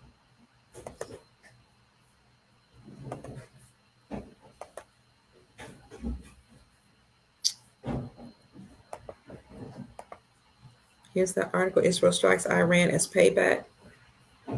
Oh, it disappeared. But it just said they strike them as payback for a missile strike. And here it is. So here it is. Strike Iran as payback for missile attack, risking escalation of Middle East wars. And you look it up, you'll see even more information about that.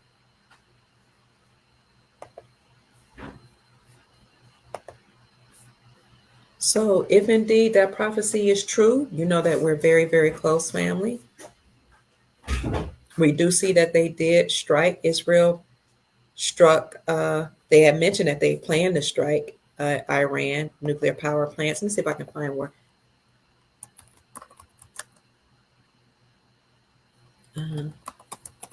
Attack Iran power plants.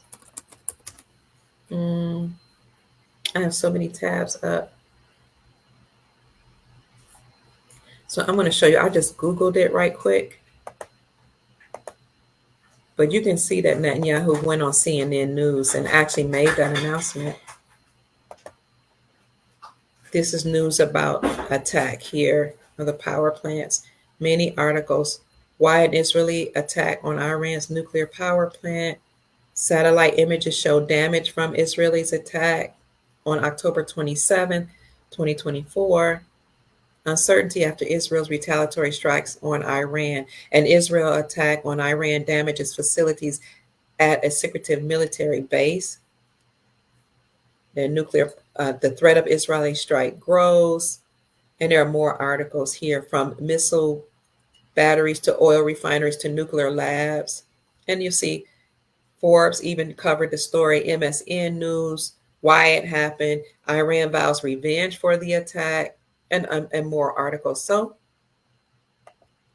that's why a lot of people are getting ready for the revaluation. Also, Al Sudani, the prime minister of Iraq, told us in 2021 or 2022, he said, we had corruption in my country, but I plan to end endemic corruption in my country. I am also going to work with other countries to return my stolen money, speaking of his gold and silver and other money, and I will work with the Central Bank of Iraq to revalue the Iraqi dinar against the United States dollar, or the USD. He said that in November of 2022. Then he came out in this year and said the middle of October, I will increase the rate of my Iraqi dinar. We also know that they've been working with the United States Treasury Department to create a payment system. We know additionally that the BRICS bloc, Brazil, Russia, India, and China, created a new payment system that will rival the SWIFT system that was owned by the United States Incorporated. And this new payment system was supposedly unveiled at their BRICS conference in October between the 22nd and the 24th. See if I can find that for you.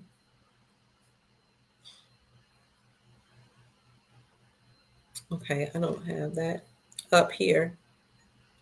But what I do have up is that, so BRICS created a new payment system, but in addition to BRICS rallying against the dollar, United States dollar, you also have a new block of nations that are rallying against the dollar. And this block is led by China. This is the Shanghai Corporation Organization, SCO.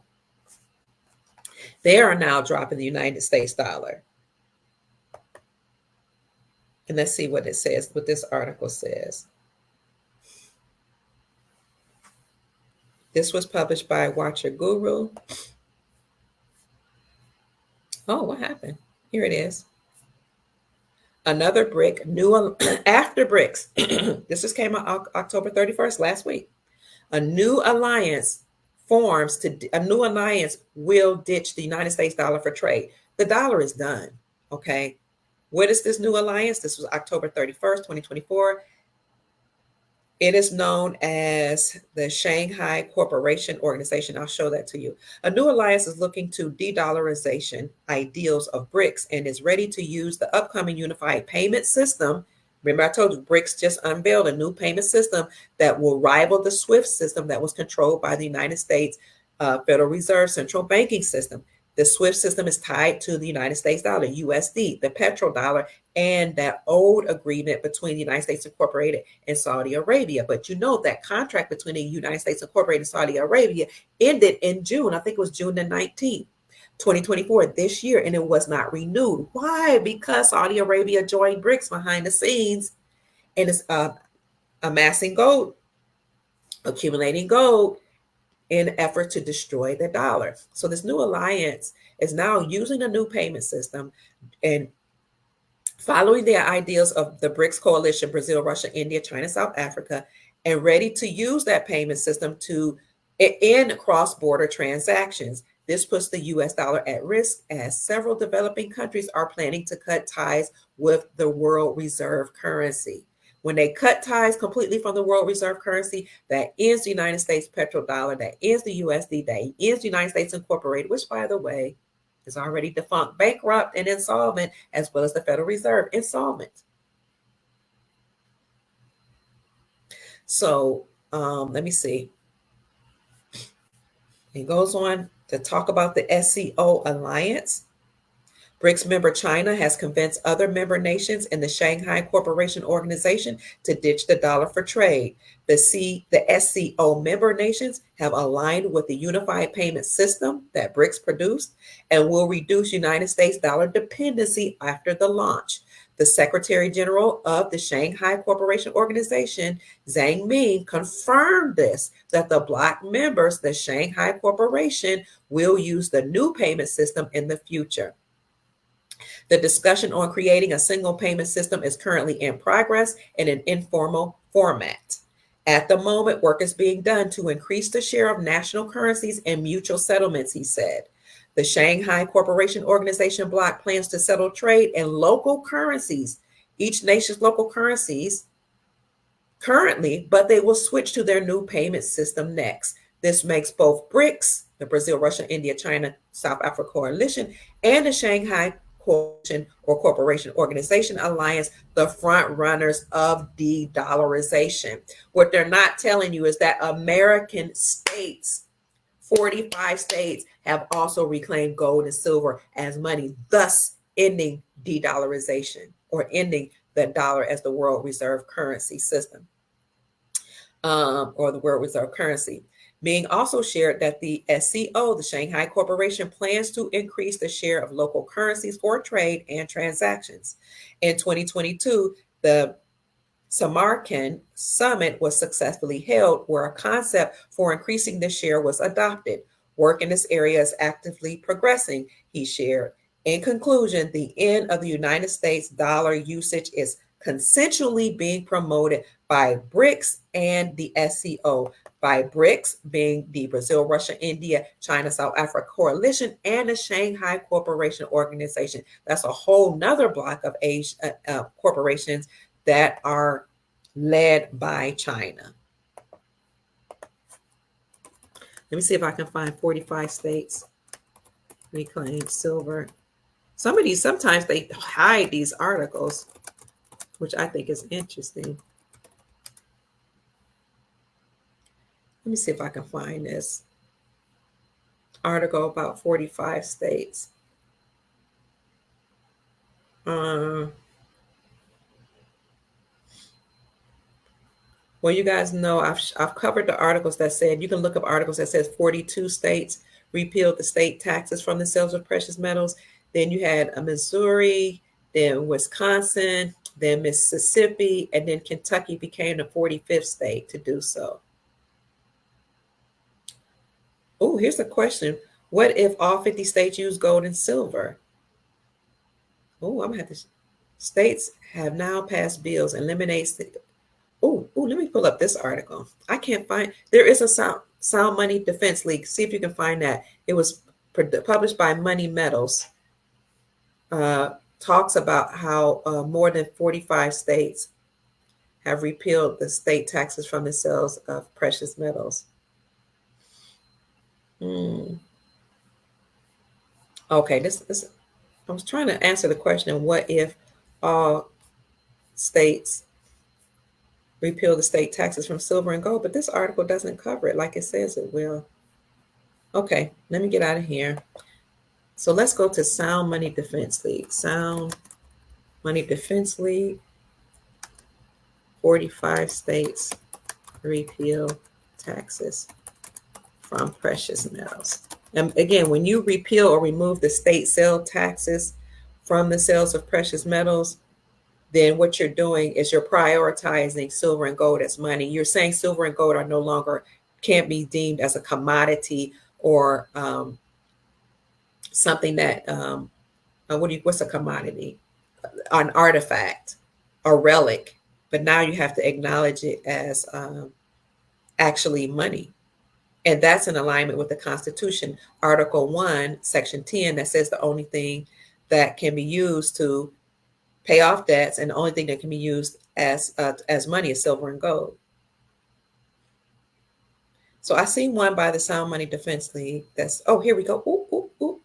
Here we go. I'm so happy I found it. Yay, yay, yay.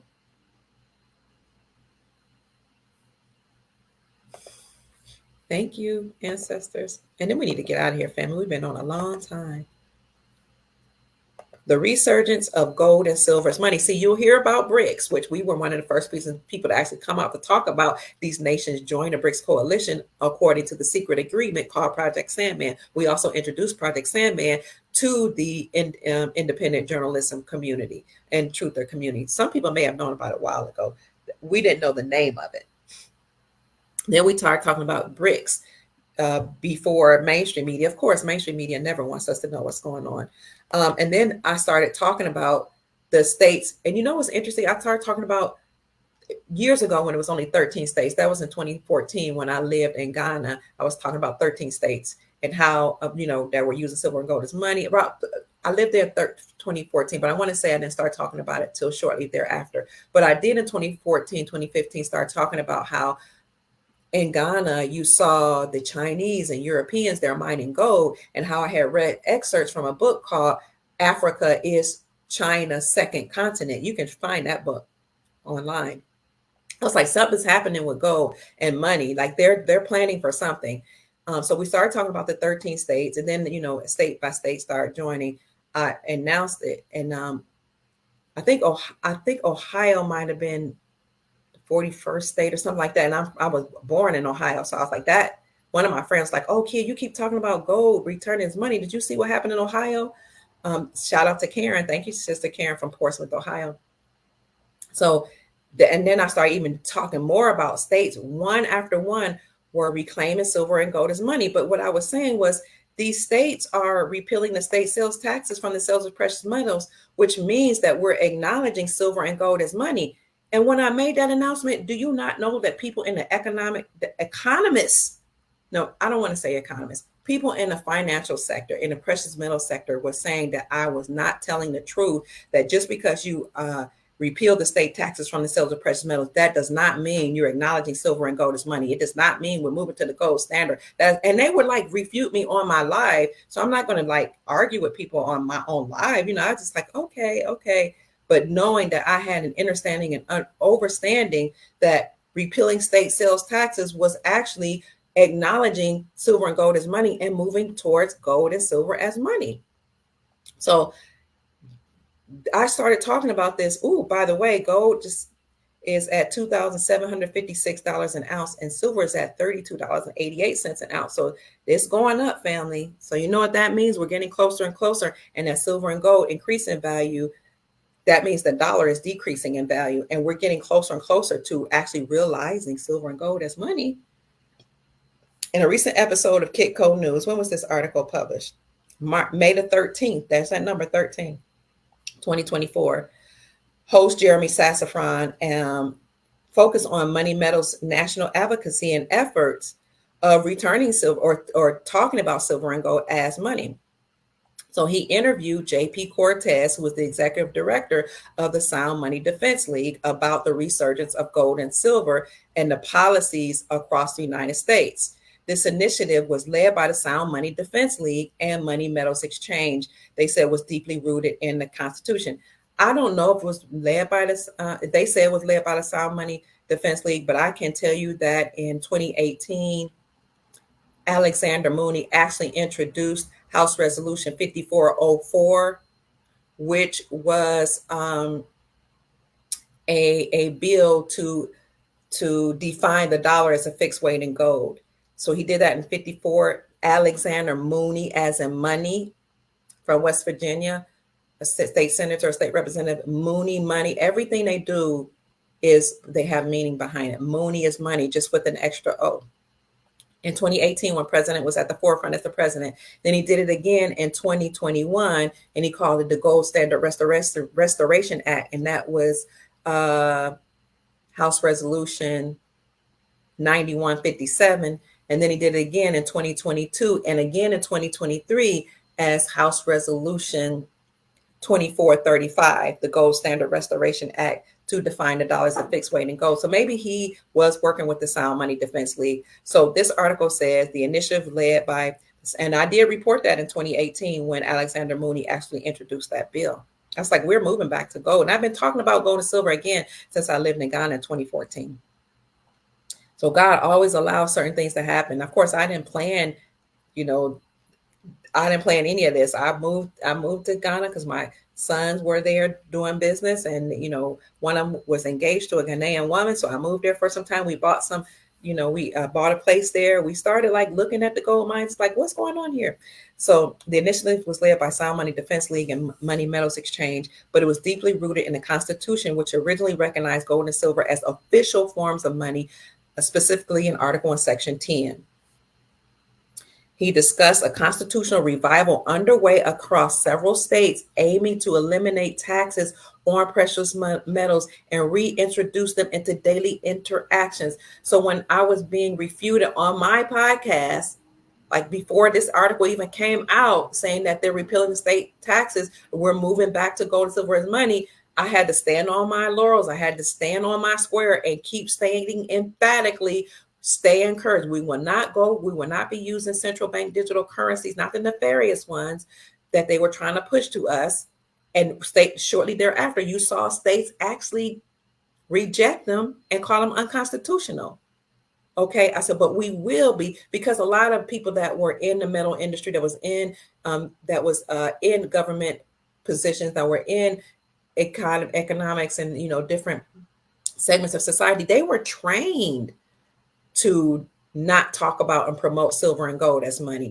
That blows my mind. Even though they were in the gold industry, they were trained to only sell gold and silver to like affluent people. But we were like, no, we're getting this information out to everybody. We, the people, need this information. We were like standing on our principles and our laurels to let everybody know this is what's happening in the real world. We're not just going to let the affluent people know about this, because we matter too. If gold and silver is going to be used as money, they're rolling over their IRAs and their savings and their money from their estate and their assets into gold, precious metals. No, we the people to do the same. And even if we don't have a savings, we're going to take our little pennies, we're going to put them together. And so most of us have been working for years, and we do have a retirement, but we didn't know that you can roll it over into precious metals. So we stood on our principles, and I'm grateful for God giving me that type of fortitude to press forward. So the movement directly challenges the dominance of paper currency and the Federal Reserve's control that they had over economic stability. Cortez emphasized the reintroduction of sound money, currency that maintains its value. He's reintroducing it because we already knew it. It's crucial for long-term economic planning because silver and gold helps you against inflation. It's real money. We're going to be using that. We're going to be using what they say, digital assets as well, and on local currencies backed by silver, gold. And this is why over 45 states have repealed or removed state sales taxes from the sales of precious metals. Look at this. On the state level, and I said this before this article came out. This article just came out this year in May. I said it years ago. And I stood on it. On the state level, because each state works as a country, according to our Constitution, our republic, significant progress has been made to mitigate issues by repealing sales and capital gains tax on precious metals. Cortez highlighted that more than 45 states have removed sales taxes on gold and silver, and 33 states have eliminated capital gain tax on these metals. This legislative trend is reducing the financial barriers to using gold and silver as money. So where do you get gold and silver? You can get it from a local coin shop. Look up numismatics near me or coin company near me. You can get it from there. I'm not selling precious metals currently or a lot or overtly anymore because oh, wow. Because I'm going to read some of your comments that I'm not going to put up. Because did I hear that Minister Farrakhan owns half of North America? No, I didn't. But, a lot of people they put in power, I kind of wonder who they are for real.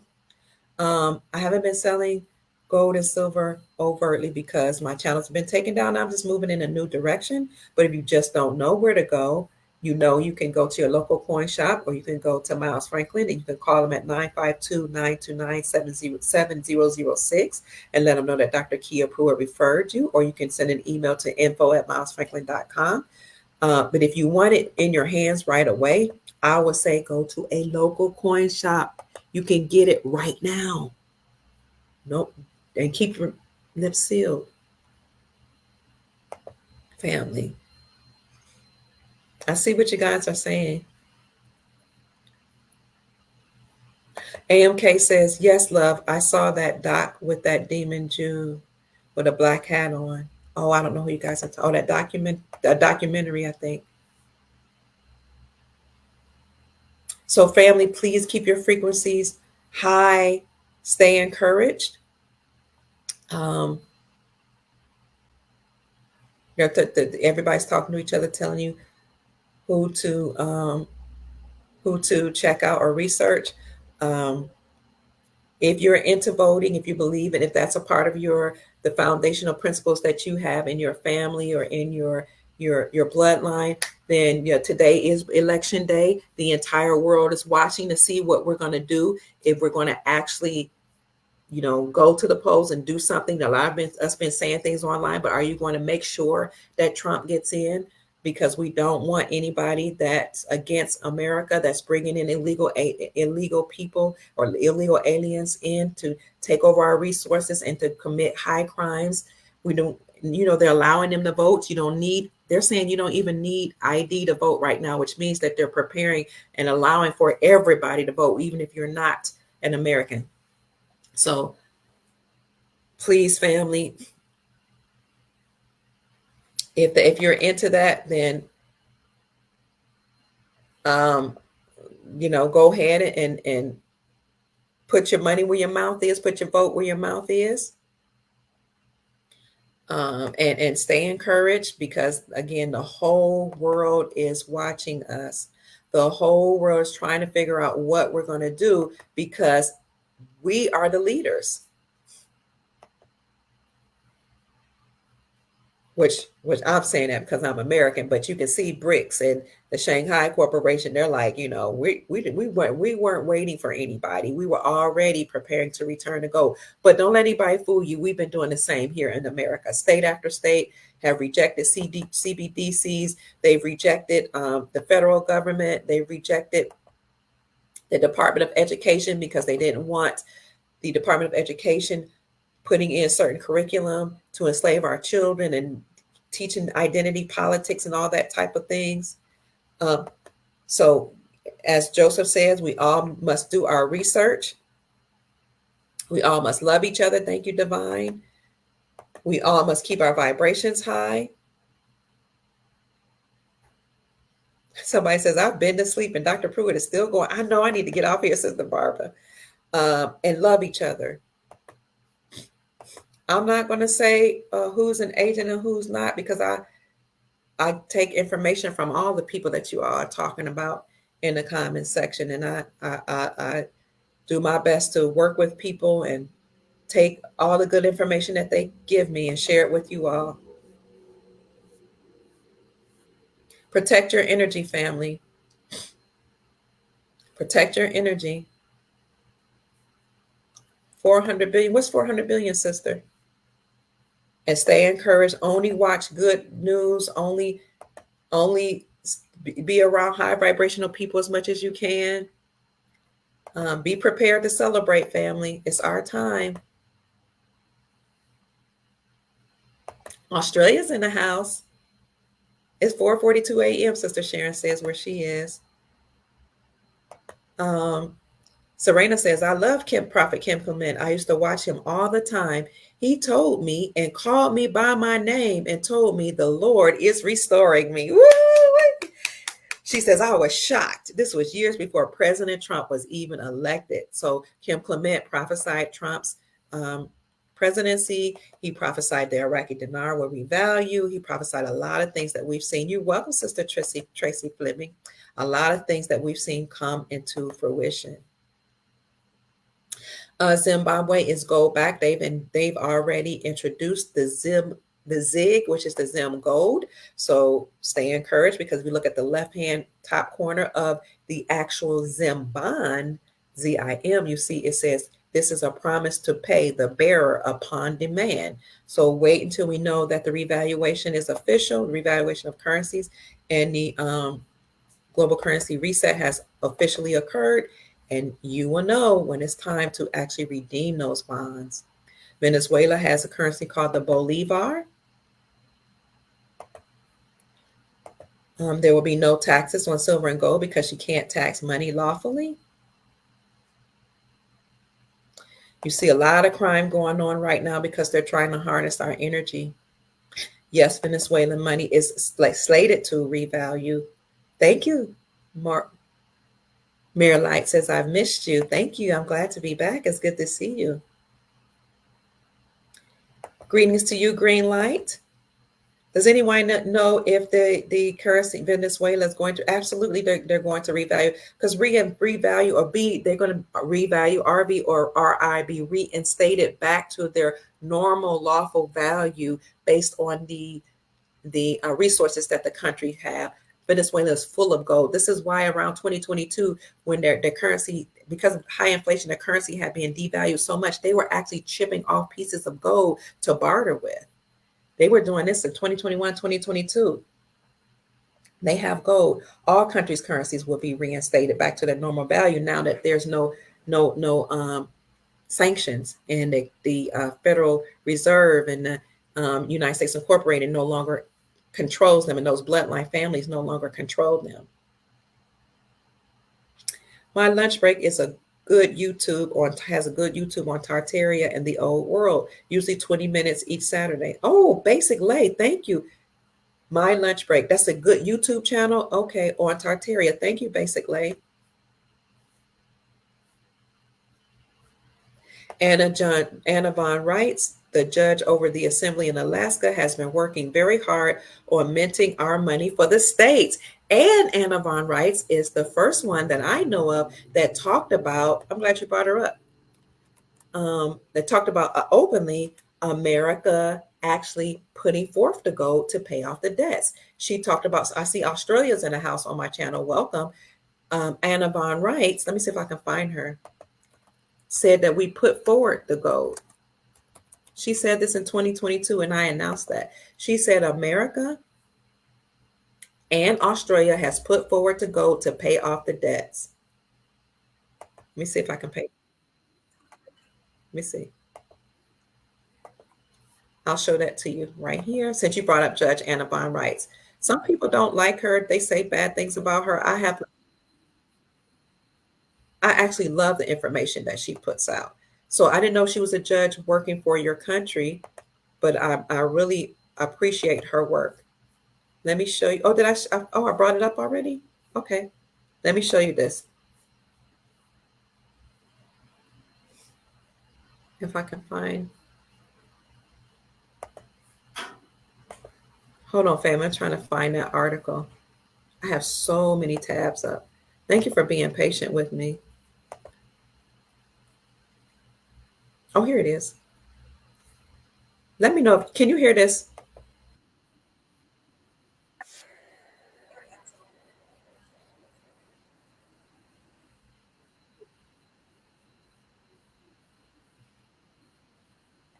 That was Monday, October the 22nd, I think, or did I say 24th, 2022? Could you hear that? Yes, the Bolivar is going to revalue. I hope you could. Could you hear that, family? Oh, Judge Anna Von Rice wrote a book on trust. Let me know if you could hear what I just showed you. I said it's October the 22nd, 2020, or October 24th, 2022.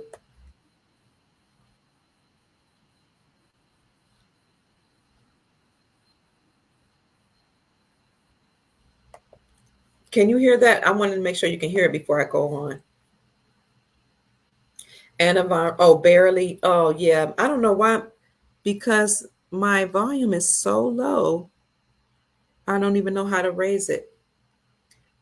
Look at the agro check. Somebody says look into the agro checks as well. Agro checks is from Zimbabwe. So here, this is here. If you pull up this, go to my Rumble channel and type in Dr. Key, go to rumble.com, type in Dr. Kia Pruitt, you'll see my channel. This is Judge Anna Von Wrights here. This is her guest. I gave this podcast, and I said the date. I always timestamp my podcast often, not always, almost always. And I said, this is October the 20, I think I said 22nd, 2024. And I gave the time, and I said, she says the United States dollar is gold back in United States and Australia. Debt has already been paid. You might have to put iPods in.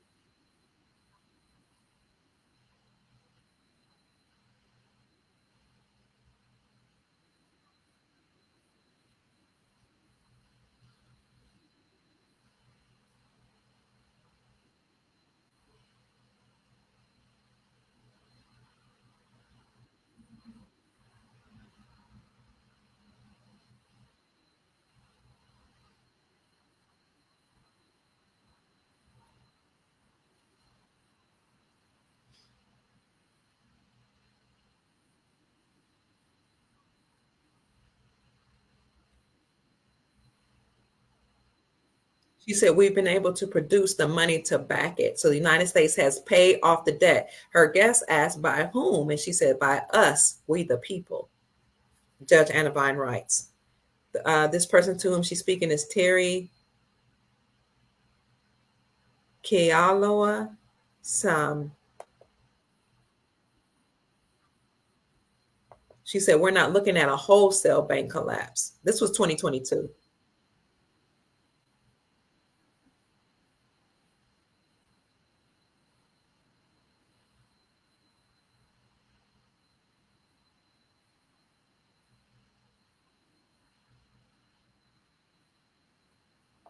And she thought that we weren't going to see a complete devaluation of the dollar, which we do see that. But she also said that we're not looking at a bail in. This was in 2022.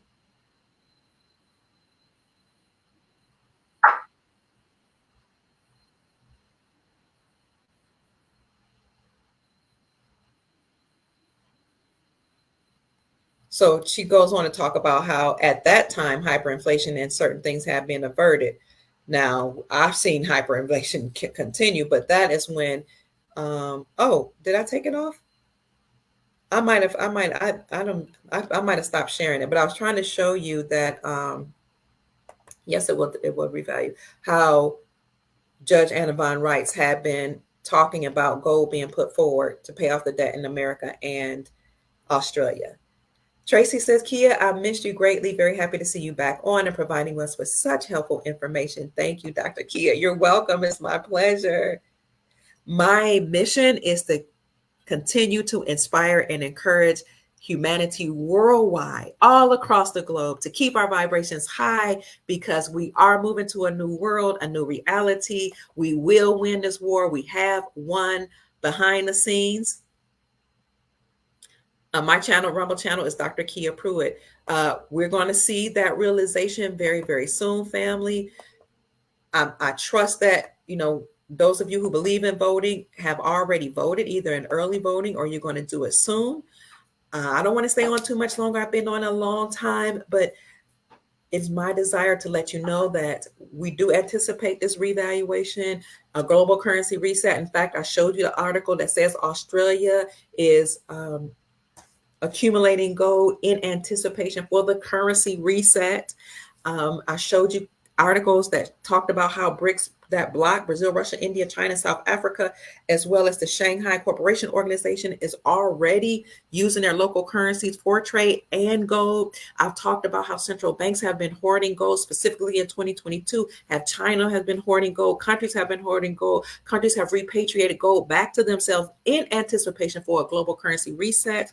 At the end of every empire, they print as much money as they can. They rack up the debt, buy themselves assets, then they destroy that monetary system and they go back to a sound monetary system based on gold and silver. That's called the crack up boom. You can look it up, the crack up boom. So the whole world, I showed the article produced or published by King's World that says the whole world is hurtling back towards gold as money, which means they're rushing back to gold as money. I've shown you the article that was published by the Sound Money Defense League that says more than 45 states have repealed the state sales taxes from the sales of precious metals, which means that they're reclaiming silver and gold as money, which is in alignment with the Constitution that says the only thing that can be used as silver and as money is silver and gold, and the only thing that can be used to pay off the debts is silver and gold.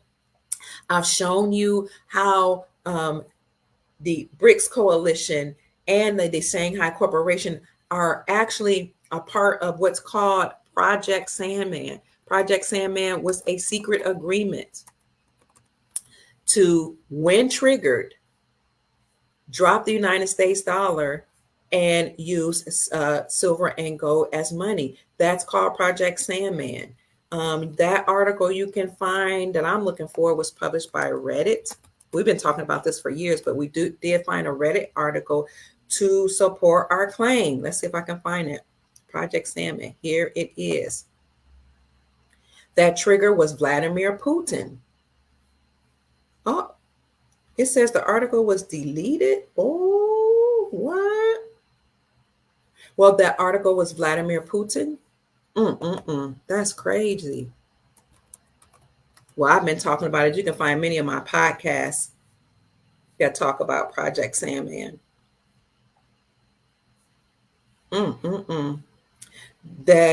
When triggered, all these countries, 209 countries, would drop the dollar for trade and use their own currencies. That trigger was Vladimir Putin going to the Ukraine to clean out the dumps, expose all the crimes that were going on there, and to bring Ukraine back into his what you call conglomerate of countries. I think it used to be called, it's now called Russia, but it used to be called the Soviet Union. Well, when he exposed the crimes that were going to Ukraine, that only gave more evidence to James Comer, who's the chair of the House Oversight Committee, about what Biden and the 485 members of Congress and Harris and Pelosi had been doing, which then led to the Brunson brothers filing a lawsuit against them. And if it's found indeed that they participated in high crimes, then they will have all their credentials stripped and they will be held for you know what, TREASON, and they can never serve again, of course, because they'll be done. Their assets will be frozen through Trump's executive order 13818. Those assets would then come back to we the people through NESARA and GESARA, which was a law that was created and signed into law in 2000, but created by the world courts, the white hats of the military, the NESARA white knights, because the farmers took the United States Incorporated and their Federal Reserve banking system, central bank, to the world courts, as well as the Washita princes, Empress Verdi I.C. Gosson L. Turner Bay, the Prince Empress of the Washita people, the Aboriginal copper-colored people that people call Black erroneously and Negroid, this indigenous tribe. She also took the United States Incorporated to court. Both of them won their claims. Empress Verdi I.C.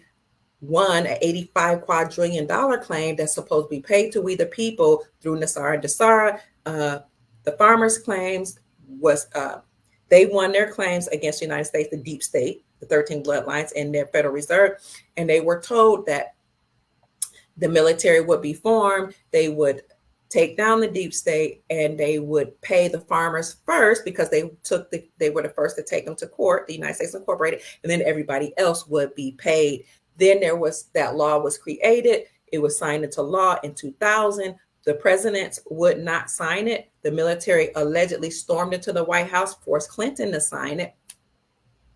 He signed it. He was supposed to make this announcement, or somebody was supposed to make the announcement from the Pentagon on September 11, 9/11, 2001. But instead of that happening, they stole the gold from the towers. They had certain people not to show up for work. They sent a plane into the Pentagon from which the announcement was to come, and we never realized our freedom, prosperity, sovereign, and financial freedom that we were supposed to receive.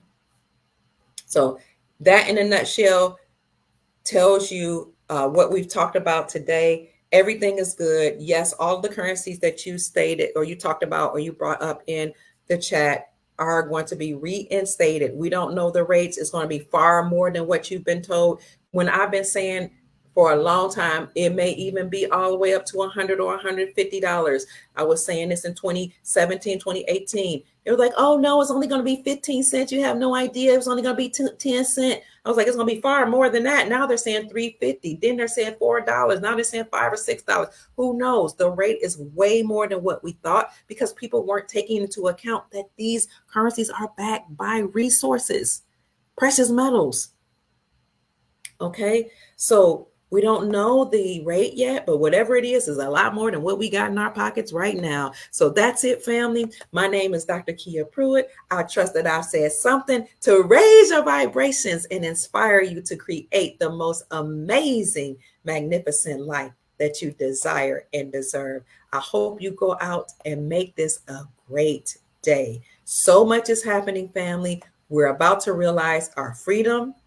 We're going to realize our prosperity, our sovereignty, our peace, and our wealth.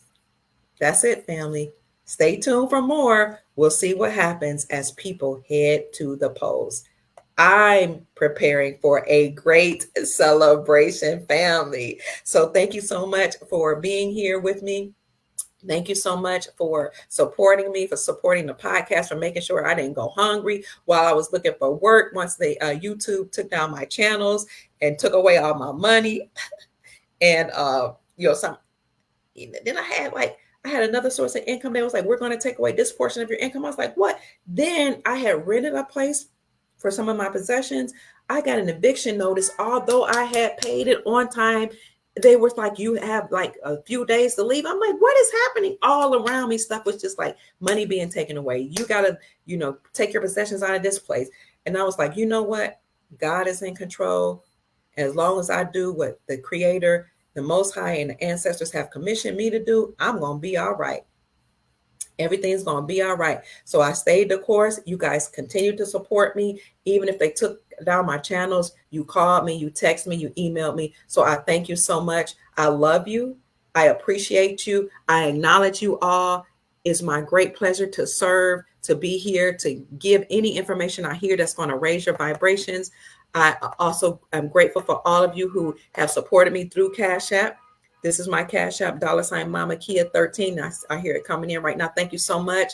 I do what I do because I love humanity, and we're going to do even more things, even great. The scripture says, greater works than these shall you do. Greater works than what the Messiah or the ascended master, the Christ, Yeshua did. Greater works than these shall you do was what the scripture says, because I go to the Father. So we're going to do greater. We're going to heal people. I think they say you can't say cure on YouTube. We're going to heal people. We're going to, with the med beds, we're going to work with the med beds. We're going to create farms. We're going to clean the waters. We're going to feed animals proper foods. We're going to build up cities and do wonderful, wonderful things and programs and projects, humanitarian projects for our soul family members, because it is our great pleasure. Our great pleasure. You're welcome, Sister Serena said. Thank you, Dr. Kira. You are awesome. Jesus is great. Thank you, Cameron. I appreciate you. God bless you. Says, thank you, Dr. Pruitt, and thank you for the blessing. You gave me $10. I'm so grateful. Thank you so much. I am grateful. Hit the like button, family, because we're going to come on here as often as we can to share the news and to encourage each other so we can keep our vibrations high. I need to go out. I plan to celebrate our victory tonight. So we're having a great big celebration here in Northern Florida and Jacksonville, where I live, and hopefully you're doing it in your neck of the woods, family. I'm so excited. Let your family members know that we're celebrating. No matter what the polls show, we know what it shows. We are in control. We, the people, are in control. This is our land all over the world. We, the people, we're not letting deep state we're not letting entities come in and control us, because if we say yes, then we're agreeing. Just say no. Don't be complicit in your own slavery. That's called tacit agreement, just going along with the program, okay? Even if they give a mandate, mandates are not laws. It only becomes enforceable when you agree to it, okay? But we, the people, are in control. This is wherever country you're in, it's your land, it's your home. Your ancestors, through blood, sweat, and tears, either built something there, worked there, helped in certain areas, or even if they brought you there, lawfully. God put us on this planet for a reason, to live at this time, this great time in history, to see these enslavers go forever, at least for 1,000 years or more. We're going to make sure it stays forever. Okay, we're ascending. ascending to higher dimensions. We're going to take on crystalline bodies. We're bringing heaven on earth. I'm so excited. We decided to come here during this wonderful time to join with our soul family to realize heaven on earth. So I love you. I love you too, Brother Anthony. I love you all. Stay encouraged. Let's make sure we do the right thing. A Divine Abundance brought up Puerto Rico says they can't vote for the president this year. What? Today, they have had every voter to vote on a ballot. Vote for the president of the USA, Trump or Kamala. Supposedly, it's a survey.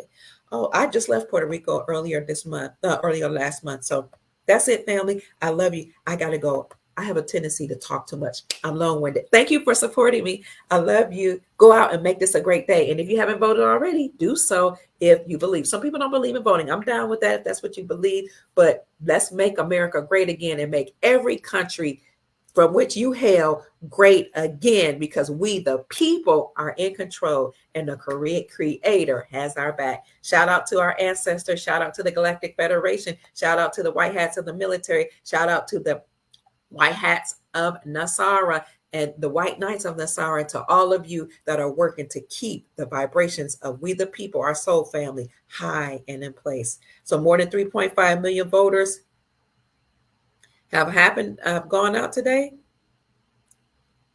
Will they add ballots in the US? I don't know. But we already saw a lot of voters already participate in early voting. I think it was like, can't remember the number that, but I quoted it early in the podcast. Bye, family. I love you. Stay encouraged. Bye-bye.